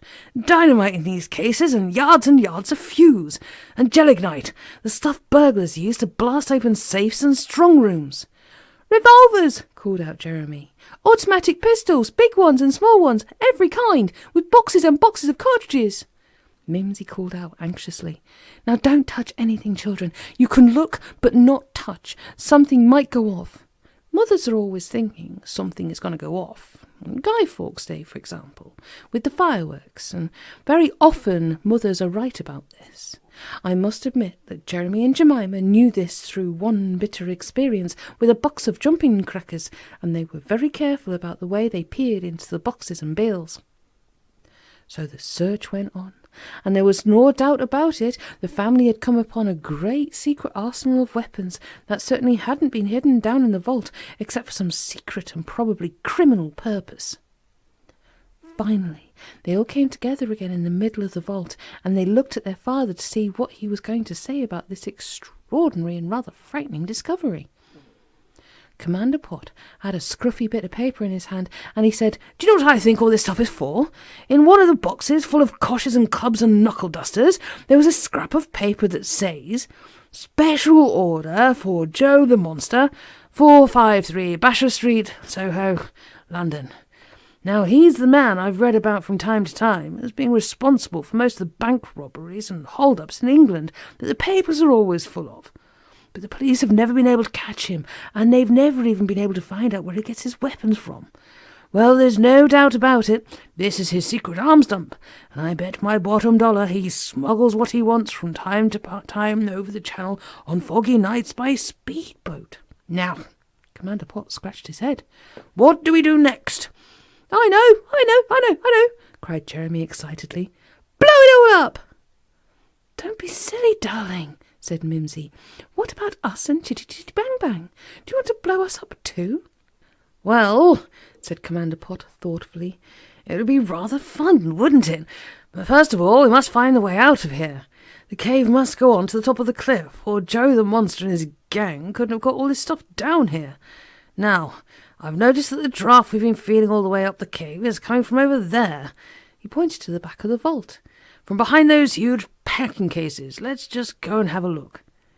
He went over to the packing cases and hauled on the front one, and instead of weighing a ton, as they had all expected, it moved easily aside, and so did the next one, and the next one.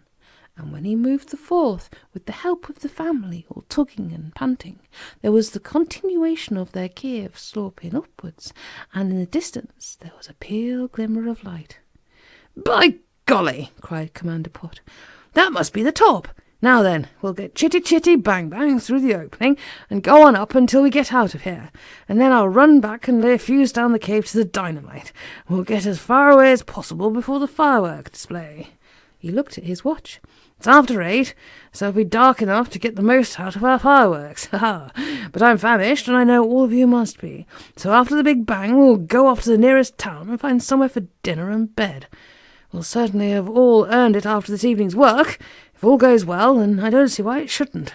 So they piled back into Chitty Chitty Bang Bang, and she started up with her 2 sneezes and 2 small explosions, and they motored between the packing cases and up the slope and out of the secret vault with its huge hoard of explosives and guns that belonged to the biggest crook in England, Joe the Monster. Outside the vault, Commander Pott stopped the car and went back while the twins watched through the entrance to see what he did. He took a long roll of fuse out of one of the boxes. It looks like stiff, thin rope, and it's stuffed with magnesium powder or some other such quick-burning explosive, rather like the blue touch paper you light when you went to set off a firework. He attached one end to the stacks of dynamite that comes in oblong sticks and piled all the gelignite, that's a stiff putty-like stuff, on top of the dynamite, and then he unrolled the length of fuse and came back to the car, after blocking up the entrance again with the big crates so that the explosion, when it came, wouldn't chase them up the cave. Then he gave Jeremy the big roll of fuse to unwind as they went along, and off went Chitty Chitty Bang Bang up the sloping cave towards the distant glimmer of light that was the entrance. The entrance was hidden behind a big clump of bushes in an old disused quarry. But Chitty Chitty Bang Bang nosed her way through, and they bumped and banged across the rough floor of the quarry until they came to a cart track that led away across the fields to one of the French main roads about 10 miles away. It was getting dusky by now, and far away across the fields they could see the sidelights of a car that seemed to be coming towards them along the same cart track as they were on. "I expect it's some farmer," said Commander Pott. "Come on, we'd better set light to the fuse and get away quick, or we, and perhaps the farmer too, may get a lump of chalk on our heads. There's a terrific load of explosive down there inside the cave, and heaven knows how much of the cliff we're going to blow up when the fuse gets to the dynamite." Commander Pott got out of the car, took the rest of the roll of fuse from Jeremy, cut off the end, and threw the rest of the coil into the back of the car. Then he knelt down and put a match to the end of the fuse.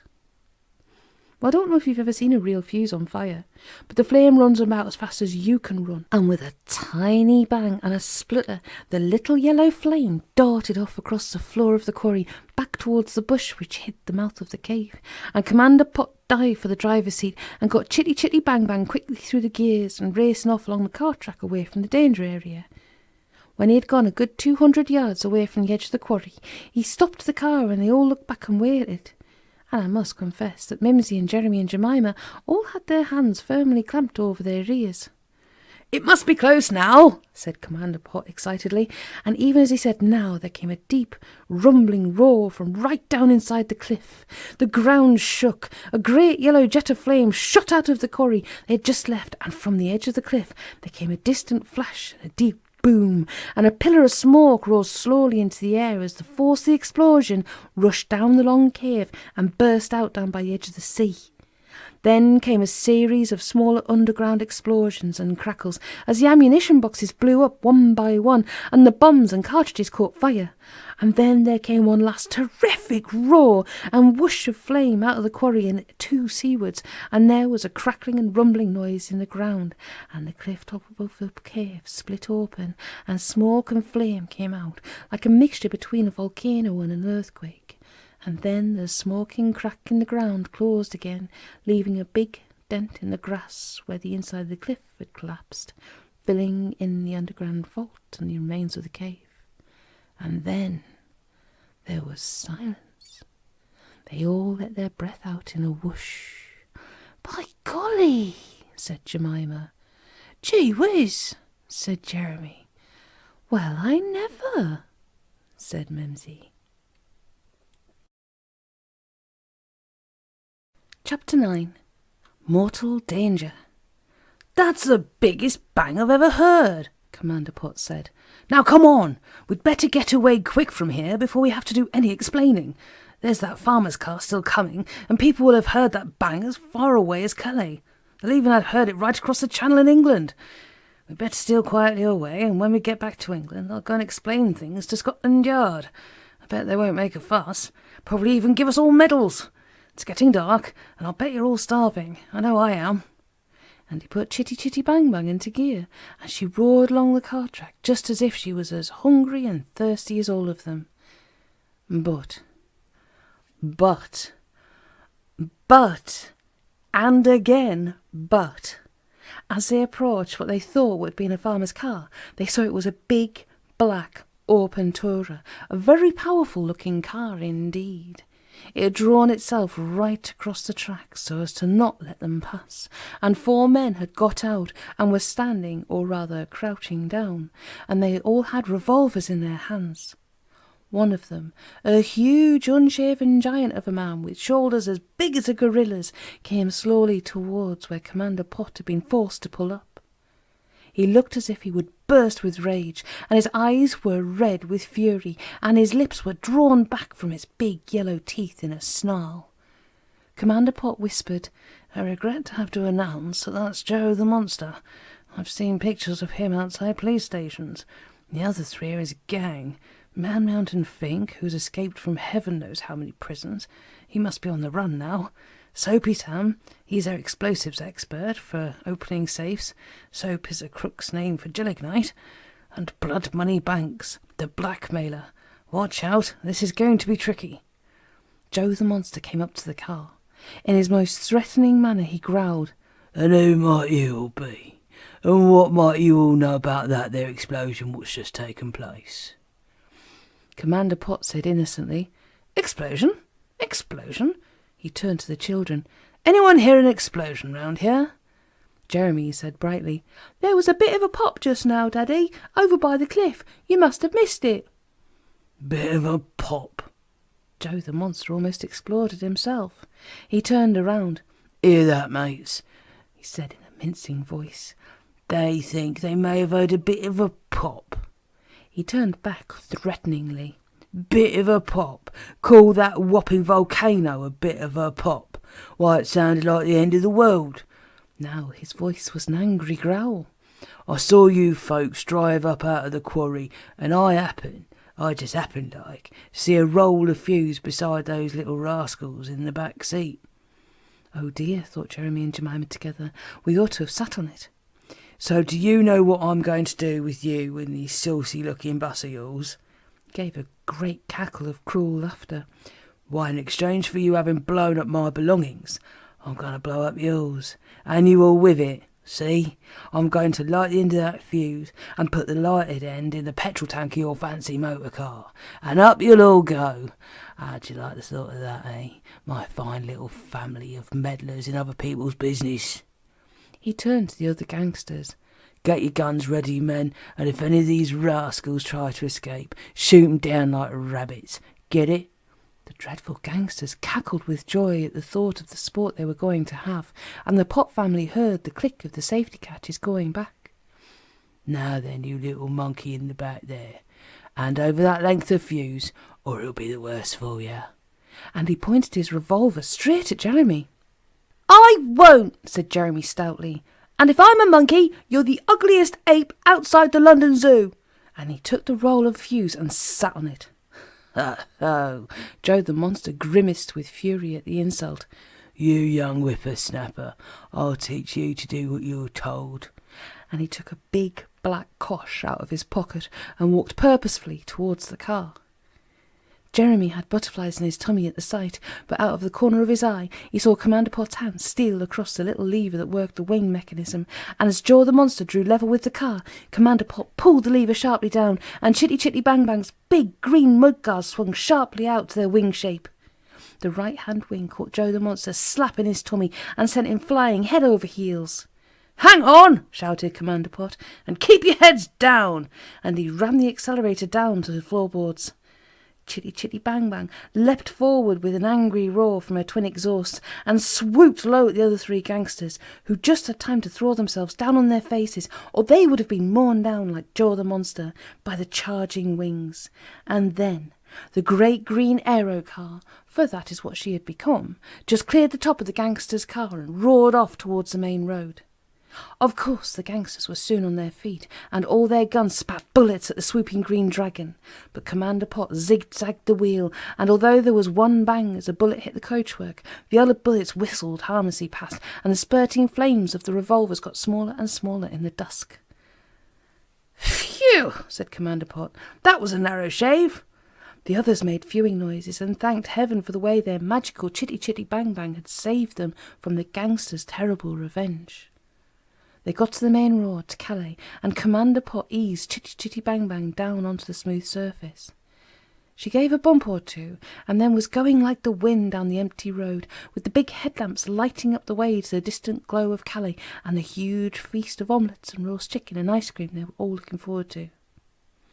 They drew up in front of a nice-looking hotel called the Splendide, which, as you've guessed, is French for splendid, and Commander Pott ordered their rooms, and while they tidied up and had a good scrub, much needed by now, as you can guess, he ordered the delicious dinner in the bright and cheerful dining room and went out to look after Chitty Chitty Bang Bang, because, as you know, you must always see that your car is cosy and happy for the night before you look after yourself.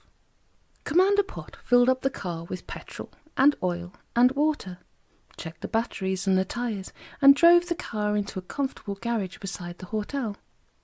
Once he had seen that she seemed contented and in good order, he decided to leave her washing and polishing for the morning, when all the family could help.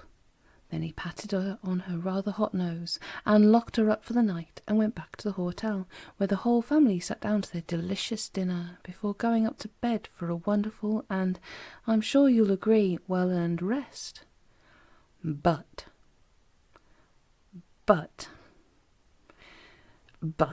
and again but, later that night, when they were all fast asleep, a long black car with Joe the Monster at the wheel and Man Mountain Fink and Soapy Sam and Blood Money Banks crouching down in the body of the car came creeping up to the Hotel Splendide in the darkness and hid itself amongst the shadows down a side turning. Joe the Monster and his gang, still bent on revenge, crept around the ground floor windows of the sleeping hotel, looking for a way to break in and get at Commander Pott and his family. And once again, Commander Caractus Pott and Mimsy and Jeremy and Jemima were in mortal danger. Chapter 10. Not Easily Frightened. The moon shone down on the Hotel Splendide, where the Pott family, Commander Caractus Pott, Mimsy, and the twins, Jeremy and Jemima, lay fast asleep after their terrific adventures of the last 24 hours. In the hotel garage, Chitty Chitty Bang Bang was also dozing comfortably as her engine and crankshaft and brake linings cooled off after her exciting dash across the Channel to France. When Joe the Monster had seen the lights go out in the hotel and had noticed from the shadows on the blinds that Commander Pott and Mimsy were sleeping in one room with Jeremy and Jemima in another room next door, he and his ruffians got swiftly to work. From the boot of the car, they took out a number of burglarious instruments, a telescopic aluminium ladder for climbing the wall of the hotel, a jemmy, this is a burglar's tool for opening windows and doors that looks rather like a very powerful tin opener, and some rope. Joe the Monster whispered a series of commands, and in a trice the gang had run the ladder up the hotel wall to the room where Jeremy and Jemima lay fast asleep. Then, while Man Mountain Fink, who was as strong and as big as he sounds, held the foot of the ladder, Soapy Sam, who was a very tiny man, but a very strong one, crept softly up the ladder and after some quick work with the jemmy, slipped over the windowsill into the room where the twins lay sleeping. He had had his orders. He went first to Jemima's bed, whirled up the four corners of the sheet on which she was lying, and with her bundled up inside it, tied a knot out of the four corners so as to make her look like a bundle of washing. and almost before she could awake, he handed her softly out of the window and into the arms of Man Mountain Fink. Jeremy had stirred in his sleep, but here again it only needed a few quick movements, and he too was on his way out of the window, and then their clothes and shoes were hurled pell-mell after them. But of course, the children were quickly awake, and even before they could be bundled into the back of the black car, they had started to struggle and squeak, but alas, not loud enough. Mimsy woke up and said sleepily to Commander Pott, "Did you hear that squeaking? It sounded sort of muffled. I suppose it wasn't the children." But Commander Pott only gave a sleepy grunt and said, "I expect it was bats or mice," and went firmly off to sleep again, and neither of them paid any attention to the sound of the black car starting up and softly driving away. Fortunately, Chitty Chitty Bang Bang had smelt trouble. Heaven knows how, but there it is. There was much about this magical car that even Commander Pott couldn't understand. All I can say is that as the gangster's low black roadster stole away down the moonlit streets, perhaps its movement jolted something or made some electrical connection in the mysterious insides of Chitty Chitty Bang Bang. But anyway, there was the tiny, soft whir of machinery, hardly louder than the buzz of a mosquito, and behind the mascot on the bonnet, a small antenna, like a wireless aerial, roars softly, and the small oval bit of wire mesh in miniature, rather like what you see on top of big radar pylons on aerodromes, began to swivel until it was directly pointing after the gangster's car, which was now hurtling up the great main road towards Paris. And all through the night, while Commander Pott and Mimsy were asleep, and while the twins were being bumped about in the back of the gangster's car, Chitty Chitty Bang Bang's radar eye was following every twist and turn of Joe the monster hunched over the wheel of his black tourer. Now, Joe the monster was in fact head of an international gang of robbers and ruffians, and he was known in France as Joe le Monstre. I hope this isn't the first French word you've learnt. And when things got too hot for him in England, he moved his gang over to France and vice versa. As soon as they got out of the town of Calais, he ordered the knots on top of the sheep bundles which contained Jeremy and Jemima to be undone by Soapy Sam and Blood Money Banks, between whom the twins were wedged on the back seat. For although he was a monster in the eyes of the law, neither he nor his gang of crooks were so monstrous as to want Jeremy and Jemima to suffocate. The two children were too startled to know really what was happening to them. They both knew it wasn't something good, but being children of rather adventurous parents, they weren't easily frightened. Joe the monster leant back from the wheel and said over his shoulder in a voice that was meant to be sugary, "Now then, duckies, everything's quite all right. Your dear pa and ma have asked us to take you for a little night drive to see something of the French countryside by moonlight." He turned to Man Mountain Fink, who sat beside him. "Ain't that right, Man Mountain?" "Absolutely, 100% right, and cross my heart and wish to die," said the big man all in one breath. "Hear that, my duckies?" called Joe the monster above the rushing of the wind. "You're in good hands, the very best. You just go off to bye-byes, and when you wakey, there'll be a delicious brekkie waiting for you." Now, if there is one thing the twins, and most other children of their age, hate, it's being talked to in baby language. Certainly, as far as Jeremy was concerned, he would prefer Joe to be monstrous rather than niminy-piminy. At least you know where you are with grown-ups who behave like grown-ups. But no child likes a grown-up to talk like a baby. But truth to tell, both Jeremy and Jemima were too sleepy from the previous day's adventures to care very much what was happening to them, so they snuggled up together and Jemima was soon fast asleep. But before Jeremy dozed off, he heard snatches of conversation between Joe the monster and Man Mountain Fink drifting back from the front seat. And the snatches of conversation were something like this. "Just what we want for the bonbon job. Innocent pair of monkeys. Shove 'em in just before closing. 5,000 francs. Keys of the safe are in the till. When the old geezer goes to the change, then Soapy can use the jelly." Trying to make head or tail out of these mysterious sentences, Jeremy snuggled up alongside Jemima, and lulled by the speed of the car and the rush of the wind, and knowing, as children always do know, that their father and mother would soon rescue them, he too went fast asleep. It had been 3 o'clock in the morning when the children had been kidnapped from the Hotel Splendide, and it was 8 o'clock when the gangster's car drew up outside a deserted warehouse owned by Joe the Monster in the suburbs of Paris, over 150 miles away from Calais. And it was precisely at this moment, when the gangsters were carrying the bundled-up children into the building, that the miniature radar on the bonnet of Chitty Chitty Bang Bang held steady, as if she knew that this was the end of their journey. Then, perhaps, because of a short circuit, or perhaps for some other reason quite beyond my understanding, Chitty Chitty Bang Bang's powerful klaxon began to go, "Gaooga! Gaooga! Gaooga!" and just went on doing it, making the most horrendous din you could imagine. Commander Pott and Mimsy were instantly awake, and with it, I'm sorry to say, a very powerful swear word. It was dash my wig and whiskers, if you want to know. Commander Pott leapt out of his bed, pulled on some claws, and dashed downstairs and around to the garage to find what the electrical fault was and stop it before they had the whole population of Calais, led by the police and the fire brigade, charging round to find out who was responsible for the horrendous din. You can imagine his astonishment when directly he tore open the garage doors and stood face to face with Chitty Chitty Bang Bang. There was one last "Googa!" and then dead silence. "Now what the devil's the matter with you?" said Commander Pott, and, as if in reply, the giant headlamps suddenly blazed on and off in one gigantic wink of warning. Commander Pott was even more puzzled. "There must be something terribly wrong with your electrical system," he said, sympathetically. "Let's see what the matter is."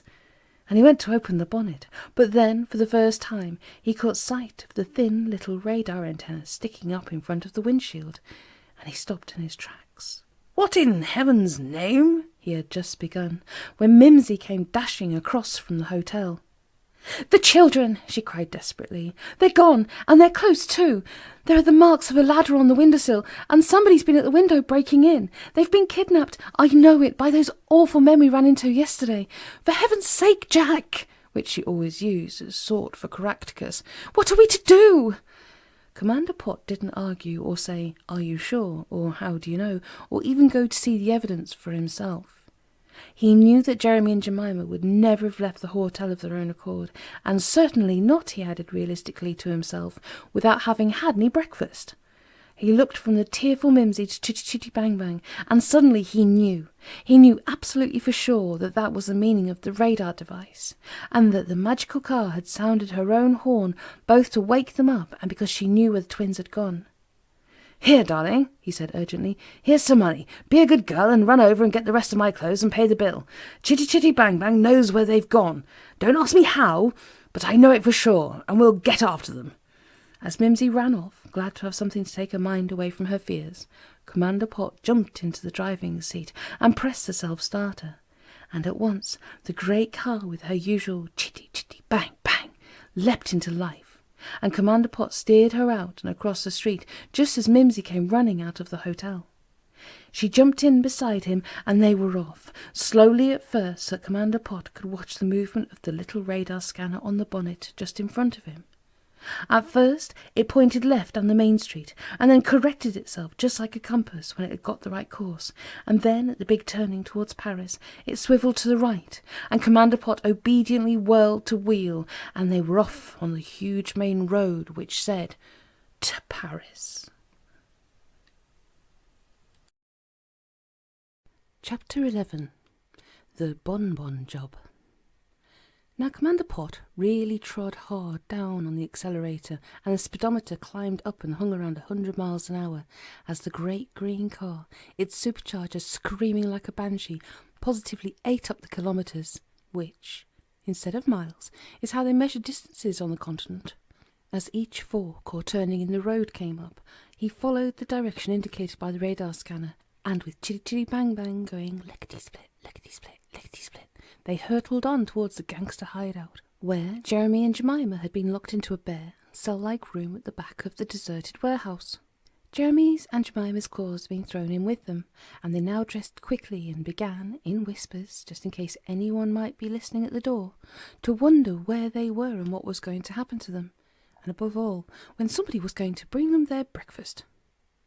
Jeremy was just telling Jemima about the mysterious words of Jaw the monster, doing the bonbon job, and Sorpy using the jelly, when the door was unlocked and Joe the monster himself came in, beaming, as far as with his ugly mug he could beam, while behind him Sorpy Sam followed with a tray that he put down on the floor beside the children. There was no furniture in the room, not a stick of it. Jeremy got stoutly to his feet and said in as firm a voice as he could muster, "Where are we, and what are you doing with us? You'll get into bad trouble if you don't take us back to our parents straight away. You'll have the police after you at any moment now." And he glared as big a glare as he could glare into the black-bearded face of the huge man who towered above him. "That's good. That's real good. Hear that, Soapy? The young'un says the cops will be after me." He turned back to Jeremy and leered hideously down at him. "Why, my little man, the cops have been after me since I was smaller than you. Think of that now. All these years they've been hunting after me and my pals, and they ain't caught up yet. Often been sniffing at my heels, mark you. Even offered £10,000 for what they're pleased to call information leading to my apprehension, which, in English, means Jen on how to catch me. And now you expect me to quake in my shoes because of a little English family called Pott." And he positively shook with demonic laughter. Jeremy said angrily, "We're not so little as all that. My father was a commander in the Navy, and he's a famous inventor and an explorer. And anyway, besides us, there's Chitty Chitty Bang Bang." "And who might he be?" "It's not a he, it's a she, and she's a car. The most wonderful car in the world. She's Jeremy was about to say magical, but he shut his mouth just in time. Better keep that a secret. "Oh, you mean that old green rattletrap of yours?" sneered Joe the monster. "I'll give you. It's certainly a rum old bus. Way it took to the air last evening when we had you cornered. Suppose your inventor pa has found some way to make a car fly. That right?" Joe the monster's small pig-like eyes became smaller and craftier than ever. "I suppose you've got something there. That invention might be worth a lot of money in the right hands. Now, if you'd like to tell your old pal Joe how it's done, maybe I can take out some patents and give your dad a piece of the money I'll get for selling them. What about it, young fella? You and me going into partnership, sort of?" Jeremy said bluntly, "I don't know how it works, and I wouldn't tell you if I did know." "Oh, well," said Joe the monster. "guess I'm not all that keen to go into the motor car business. Now then, let's get down to brass tacks, and then you two youngsters can tuck into that scrumptious brekkie Soapy's brewed up for you. Now then," he looked at them both craftily, "just you both listen to me, and if you do what you're told, you'll come to no harm, and even earn yourself a little bit of pocket money into the bargain. And when it's over, I'll see you both put on a train and sent back to your precious dad and mum in that hotel in Calais."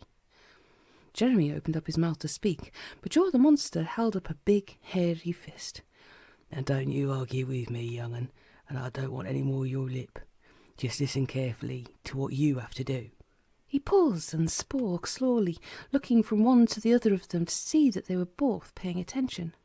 "Now, all I'm telling you both to do is to go and buy yourselves a big box of chocolates. How'd you like that? Just kind of a reward for being such a jolly couple of kids, see? I like kids. I really love 'em." Joe the monster tried to put a sweet, fatherly expression on his face, but all that he could manage was a kind of ape-like grimace. "Now then, not far away from here, 20 minutes' ride, is the most famous chocolate shop in the world. It's called Le Bonbon, which, in case you don't know it, is French for sweet. And it's run by an old geezer called Monsieur Bonbon. He's been in it for 50 years, and his dad before him, and his granddad before that, and he makes the finest sweets and chocolates in the world. Get me? Absolutely the top lollies. Now, this here old geezer's a funny old guy, and he only opens up his shop for 4 hours in the middle of the day. Can't be bothered to keep it open any longer, because he and his parents have made so much money that he doesn't have to work too hard, see? So he keeps the shop open from 10 to 12 in the morning, and from 2 to 4 in the afternoon. At 12 o'clock this morning, me and my pals are going to drive you round there and give you a pocket full of money. And all you've got to do is what I tell you.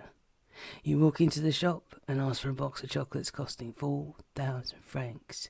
It's about £3 in the old francs, which are the only kind I understand. So, you get to see it's a fine box of chocolates, eh? He looked inquiringly from one to the other. Not bad, said Jeremy, grudgingly, as if, in his family, they were given a £3 box of chocolates every day. Not bad, he says, shouted Joe the monster angrily. I'll say it's not bad. It's the biggest box of chocolate either of you have ever seen. He quickly calmed down, fished out a pocketbook stuffed with noughts, and took out one and handed it to Jeremy. There you are, 5,000 francs. I'll tell you what, I'll even let you keep the change. So there you are, duckies. All you do is walk into the shop together when I tell you, hand over the money, and say politely, a box of chocolates for 4,000 francs, please. The old geezer don't know much English, but he'll understand that sentence in any language under the sun. Then you hand him that bit of money and take the chocolates and your change. And that's the end of that. Easy job of work, eh? Nice slice of cake. You're a couple of the luckiest kids I ever did see. Now then, you got all that straight? They both nodded. Okay then, said Joe the monster breezily. Come on, Soapy, let's get our chow. Looking at the fine breakfast you've dished up for these kids is making me hungry. He turned at the door. Ta-ta, kiddies, and be good until Uncle Joe comes and fetches you. He walked out, followed by Soapy Sam, who locked the door behind him. Well, the china on the old tin tray was pretty chipped and not all that clean, but by this time Jeremy and Jemima were ravenous, and they cheerfully squatted down on the hard concrete floor and set to. A French breakfast is very different from an English one. To begin with, French bread, instead of being in loaves, comes in long, thin shapes about the length and width of a policeman's truncheon, and it's mostly crust, but very delicious crust. The big slab of French butter tasted much more like farm butter than most of the stuff we get in England, and the strawberry jam was very syrupy, like all French jams, but full of big fat whole strawberries. The coffee with milk, which the French call café au lait, was, if you happen to like coffee, better than the wishy-washy stuff you often get in England. So after a bit of rather cautious experimenting, Jeremy and Jemima set to with a will, and in between mouthfuls whispered their thoughts and fears about Joe the monster's plans. With the help of the snatches of conversation that Jeremy had heard in the car, they came to the following conclusion, which, since it's more or less right, I'll pass on to you. They guessed that they were going to be used by Joe the monster and his gang to rob Monsieur Bonbon. They were to be the innocent pair of monkeys who would be shoved in just before closing, while presumably the gang waited round the corner with perhaps one of them apparently examining the sweets in the shop window, but really watching the twins through it. Jeremy had been given a 5,000 franc note to buy a 4,000 franc box of chocolates, and Monsieur Bonbon would have to go to the till to change it. Keys of the safe in the till. As soon as Monsieur Bonbon opened the till, the gangsters would dash in and knock him on the head and seize the keys, which were presumably the keys of the safe where he kept his money. But, whispered Jeremy, I simply can't understand about this business of Soapy using the jelly. What can that mean? There might be jellies in a sweet shop, I suppose. Do you think he's going to gag Monsieur Bonbon with his own jellies so he can't shout for help? They both giggled at the idea, but it was Jemima who got the right answer. You remember yesterday when we blew up Joe the monster's stores in that huge cave? Well, Daddy said some of the cases were full of stuff called gelignite, and he said it was the stuff that gangsters used to blow open safes with. Mightn't jelly be the kind of gangster slang for gelignite? You've got it, whispered Jeremy. By Jove, you've got it. That's just what they're going to do. They'll get the keys out of Monsieur Bonbon's till, and those keys probably open Monsieur Bonbon's safe.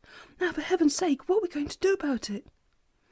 At this moment they heard a key in the lock, and Soapy Sam came in to take away the tray and lead them off to wash their hands in a smelly old bathroom at the back of the huge deserted warehouse. Then they were back in their cell again, and the door was locked on them, and they squatted together in the farthest corner away from the door and went on with their urgent whispering. When we go up to the counter to buy the chocolates, said Jeremy, we've somehow got to warn Monsieur Bonbon that there are gangsters outside. But we don't know half a dozen words of French between us. How can we possibly tell him? Could we just make faces and point our fingers at him like guns and shout bang? Said Jemima helpfully.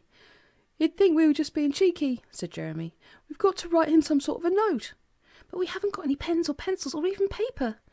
We've got the paper, said Jeremy triumphantly, and he produced the big 5,000 franc note and spread it out between them. Now, if we can just write in big letter, gangsters, across the note, I'm sure it's the word Monsieur Bonbon will understand. But what can we possibly use for ink?" He looked accusingly at Jemima. "It's a shame you're not a bit older, and then you'd have a lipstick. In adventure stories, girls are always using lipsticks to write notes with." "It's not my fault," whispered Jemima fiercely. "Anyway, I hate the stuff. I once tried Mummy's and I ended up looking as if I'd smeared my face with raspberry jam. Mummy was very angry with me. At least she pretended to be, but I think she was really only trying to stop laughing." "Well, come on," whispered Jeremy urgently. "It must be getting near the time. I've got absolutely nothing in my pockets except a handkerchief and some bits of string, and my pocket knife. What have you got?"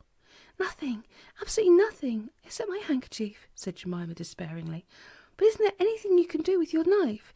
It's full of gadgets and things." "By golly!" exclaimed Jeremy. "Of course, we can use the sharp tip of the corkscrew and punch holes in the banknote to spell out the word gangster in big letters. Come on, let's get going quickly. You come and sit between me and the door in case anyone looks through the keyhole." And he fished out his pocket knife, opened the corkscrew and set to work with the 5,000-franc note in front of him on the concrete floor.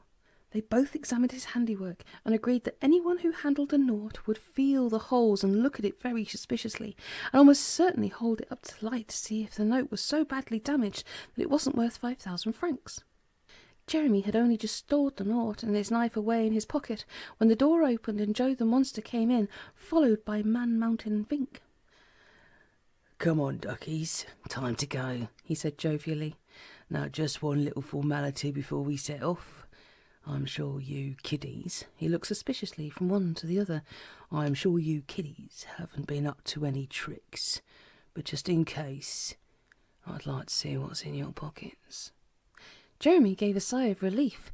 Thank heavens they hadn't found a pencil and paper somewhere, or been able to do any of the other tricks he had thought out. He innocently emptied his pockets of his pocket knife and handkerchief, and showed the 5,000-franc note, well folded up.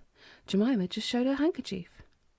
After they had been made to pull out all the linings of their pockets to show that nothing was hidden, Joe the monster said, "All right, kiddies, let's go. Remember what you've got to do. You just walk into the shop and ask for a box of chocolates for 4,000 francs, right?" And they trooped out with Man Mountain Fink taking up the rear to prevent any attempt at escape. They piled into the black tourer and were soon roaring off through the streets to where, in the distance, the Eiffel Tower, which is a gigantic tower made of iron right in the middle of Paris, stood up like a huge needle in the sky. Jeremy kept an eye on the clocks on churches and outside shops, and he saw that the minutes were hurrying on towards 12 o'clock, when, as Joe the monster had said, Monsieur Bonbon closed his shop for the morning, and sure enough, as they passed a gleaming shop window with the huge words Bonbon inscribed above it in gold, and turned down the next side street and stopped, Jeremy heard some distant clock begin the first chimes of 12. The door of the car was thrown open, and they were hustled out onto the pavement. "Run, run," said Joe the monster furiously. "We've got late and he'll be shutting up his shop. And don't forget, do exactly what I told you and you'll come to no trouble. If not..." They lifted a big hairy fist as Jeremy and Jemima sped off around the corner. Sure enough, the doors of Monsieur Bonbon's brilliantly lit shop were just closing as they dashed up, and they had no chance to examine the row upon row of delicious sweets and chocolates temptingly arrayed in the long window. Chapter 12. A lot of confabulation.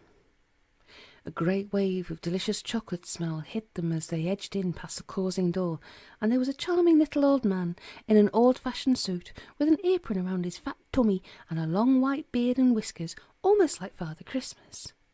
He beamed down at the two children and let the door stand open. "Qu'est-ce que vous désirez?" And from the lift of his eyebrows, the children guessed he was saying, "What do you desire?" Jeremy, panting from the run, managed to stammer out, "A box of chocolates, please, for 4,000 francs. "Eh?" exclaimed Monsieur Bonbon.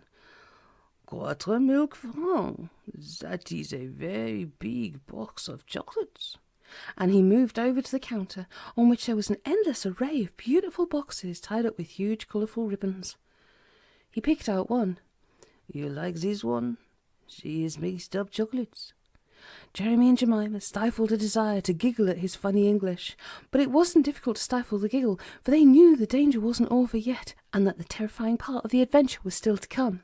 "Oh, yes, please," said Jeremy quickly, and at the same time, over Monsieur Bonbon's shoulder, he saw the sly face of Soapy Sam gazing in through the window past all the luscious array of sweets and chocolates. Monsieur Bonbon, who was used to the indecision of children and the time they took to make up their minds, looked rather surprised, but he walked behind the counter to wrap up the box, and Jeremy followed him and held out with, I admit, a rather trembling hand, the 5,000-franc note, while Jemima stood beside him, biting her knuckles and almost jumping up and down with excitement. Monsieur Bonbon took the note, and as the children had expected, he at once opened it up and felt the holes in it. He looked at them suspiciously, and seeing the urgency and excitement on their faces, and somehow smelling a rat, he lifted the note up to the light and softly spelt out the letters one by one. "Gangsters!" whispered Jeremy urgently. "Gangsters outside!" And he jerked his head back towards the door. Monsieur Bonbon was suddenly transformed from a delightful old Father Christmas into a man of action. Without a word, he ran, surprisingly quickly for an old man, across the shop to the door and bolted and barred it.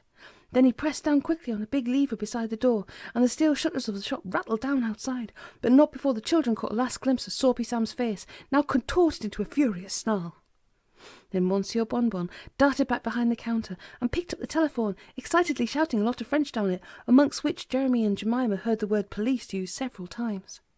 Then Monsieur Bonbon put the receiver back on the hook and came around and stood looking down at the children for a moment or two. And then he said, "And now, mes enfants, tell me what this is all about, yes?" But as Jeremy began to stammer out his story, from outside in the street there came the familiar warning blare of Chitty Chitty Bang Bang's tremendous klaxon. "Ga-ooga! Ga-ooga! Ga-ooga!" And then a splintering crash of glass and metal, and the sound of shouts and people running. Now what had happened was this.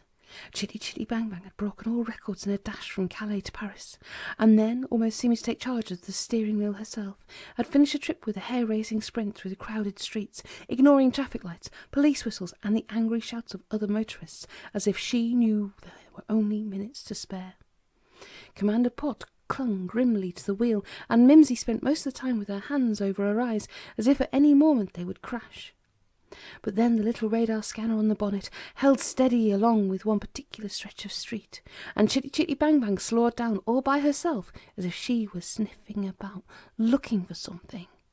And sure enough, as they passed a big sweet shop with the words "Bonbon" in gold upon it, a low black car dashed suddenly out of a side street, and Commander Pott and Mimsy just had time to recognise it as the gangster car, when Chitty Chitty Bang Bang positively wrenched the wheel out of Commander Pott's hands and tore straight like a charging bull across the street, straight at the black tourer. Chitty Chitty Bang Bang hit the black tourer right in the middle with a tremendous crash and tinkling of glass, and knocked it right over on its side, spilling Joe the Monster, Soapy Sam, and Man Mountain Fink out onto the road. And just at that moment, as the gangsters scrambled to their feet to make a run for it with sirens screaming, French motorcycle patrols appeared from both ends of the street and tore down upon them. Commander Pott jumped from the driving seat of the now motionless green car and joined in the chase, which now ensued, finally bringing Joe the Monster to the ground with a flying tackle, just like you see at rugby football. And then, with the three gangsters lined up and covered with the policemen's revolvers, the door of the sweet shop opened, and the little man, looking rather like Father Christmas, came running up, followed by Jeremy and Jemima. Well, you can imagine the scenes of happiness and excitement that followed as the twins were reunited with their parents. But then there had to be a lot of confabulation with the police after a French Black Maria had driven up and taken the shouting and cursing gangsters away. But at last everything had been explained in a mixture of English and French, and many compliments were piled on the shy heads of Jeremy and Jemima for the gallant part they had played in bringing about the capture of the gangsters. Then a police breakdown lorry appeared and hauled the remains of the gangsters' car away, and promised to have Chitty Chitty Bang Bang's broken front bumper and bent-in radiator nose put right as quickly as possible. And Monsieur Bonbon and the Pott family watched sympathetically as the great green car was hauled carefully off to a nearby garage, where Commander Pott later visited her to see that she was being properly looked after, and that she hadn't suffered any internal damage as a result of her brave ramming of the black tourer. but she seemed quite happy being attended to by a host of admiring French mechanics, and Commander Pott returned cheerfully to Monsieur Bonbon's house over his shop, where he'd insisted that the whole Pott family should first of all have an enormous lunch and be shown some of the sights of Paris, and then spend the night before going off the next day. Madame Bonbon was just as nice as Monsieur Bonbon, and there were two numbustious children about the same age as the twins, called Jacques and Jacqueline, and everyone, talking a mixture of bad French and bad English, got on tremendously well together. The French police paid several visits during the rest of the day and took everybody's statements in writing, and announced that the Pott family, for their collective efforts in catching the gangsters, would be rewarded with no less than 100,000 francs, which is about £800, and Madame Bonbon added her own reward, which was to reveal the closely guarded secret of the Bonbon family on how to make bonbon fudge, which is the way she pronounced fudge, and this is what it said. Top secret, Monsieur Bonbon's secret fudge. Ingredients: 1 pound of granulated sugar, 1 small tin of condensed milk, 1/4 pound of the finest butter, 1 tablespoonful of water, 1 tablespoon of golden syrup, and 4 tablespoons of unsweetened chocolate. Put all of the ingredients into a saucepan. Melt slowly on a low gas until the mixture thickens slightly and is absolutely smooth. Turn up the gas and boil it very quickly until the mixture forms into a soft ball when a sample is dropped into cold water. Remove from the heat and beat well with a wooden spoon. Pour the whole mixture into a flat grease tin, mark in the squares and leave it to set. And when it's cold, devour.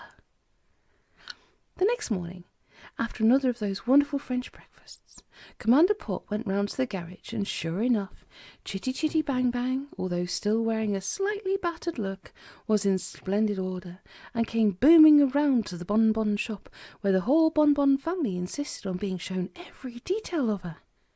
Then Monsieur Bonbon beckoned Jeremy and Jemima back into the shop, and told them to hold out their arms, and pile box after box of wonderful sweets and chocolates into them, until the twins could hardly stand upright. And since the piles of boxes rose higher than their faces, they could hardly see their way to the door, and had to be helped as they staggered out to pack their scrumptious presents into the back of Chitty Chitty Bang Bang. Then there were affectionate farewells all round, and both families promised to keep in touch and visit each other whenever they had a chance. I may say that the families remained firm friends forever after. And then Chitty Chitty Bang Bang went motoring docilely off down the street with quite a different expression on her face from the furious snarl she had worn in that same street the day before. They got out onto the open road for Calais, and for either the car ferry or the air bridge to England. They hadn't yet made up their minds which way to go. And Commander Pott said, over his shoulder to Jeremy and Jemima, "Well, I think that's quite enough adventure for the time being. It's high time we all went home to peace and quiet." And Mimsy said, very forcibly, "I entirely agree." But in the back, Jeremy and Jemima both gave a squawk of protest. "Oh no!" they cried, more or less together. "More adventures! More!"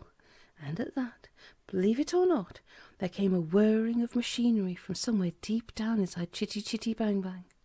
The front and back mudguards swivelled out into wings, the radiator opened up, and the whizzing propeller of the cooling fan slid out, and with a tremendous whoosh, the great green car soared up into the sky. "My hat!" shouted Commander Pott, which was the right thing to shout, as his hat had in fact blown off. "I can't control her! She's taken off! Where in heavens is she taking us?" And, to tell you the truth, even I haven't been let into the secret. Thank you for listening to another audiobook from Ink Reads. If you enjoyed this one and would like to hear more, why not subscribe and hit the notifications bell? Why not leave a comment? Let me know what you think, and always open suggestions for other books to read. Thank you for listening.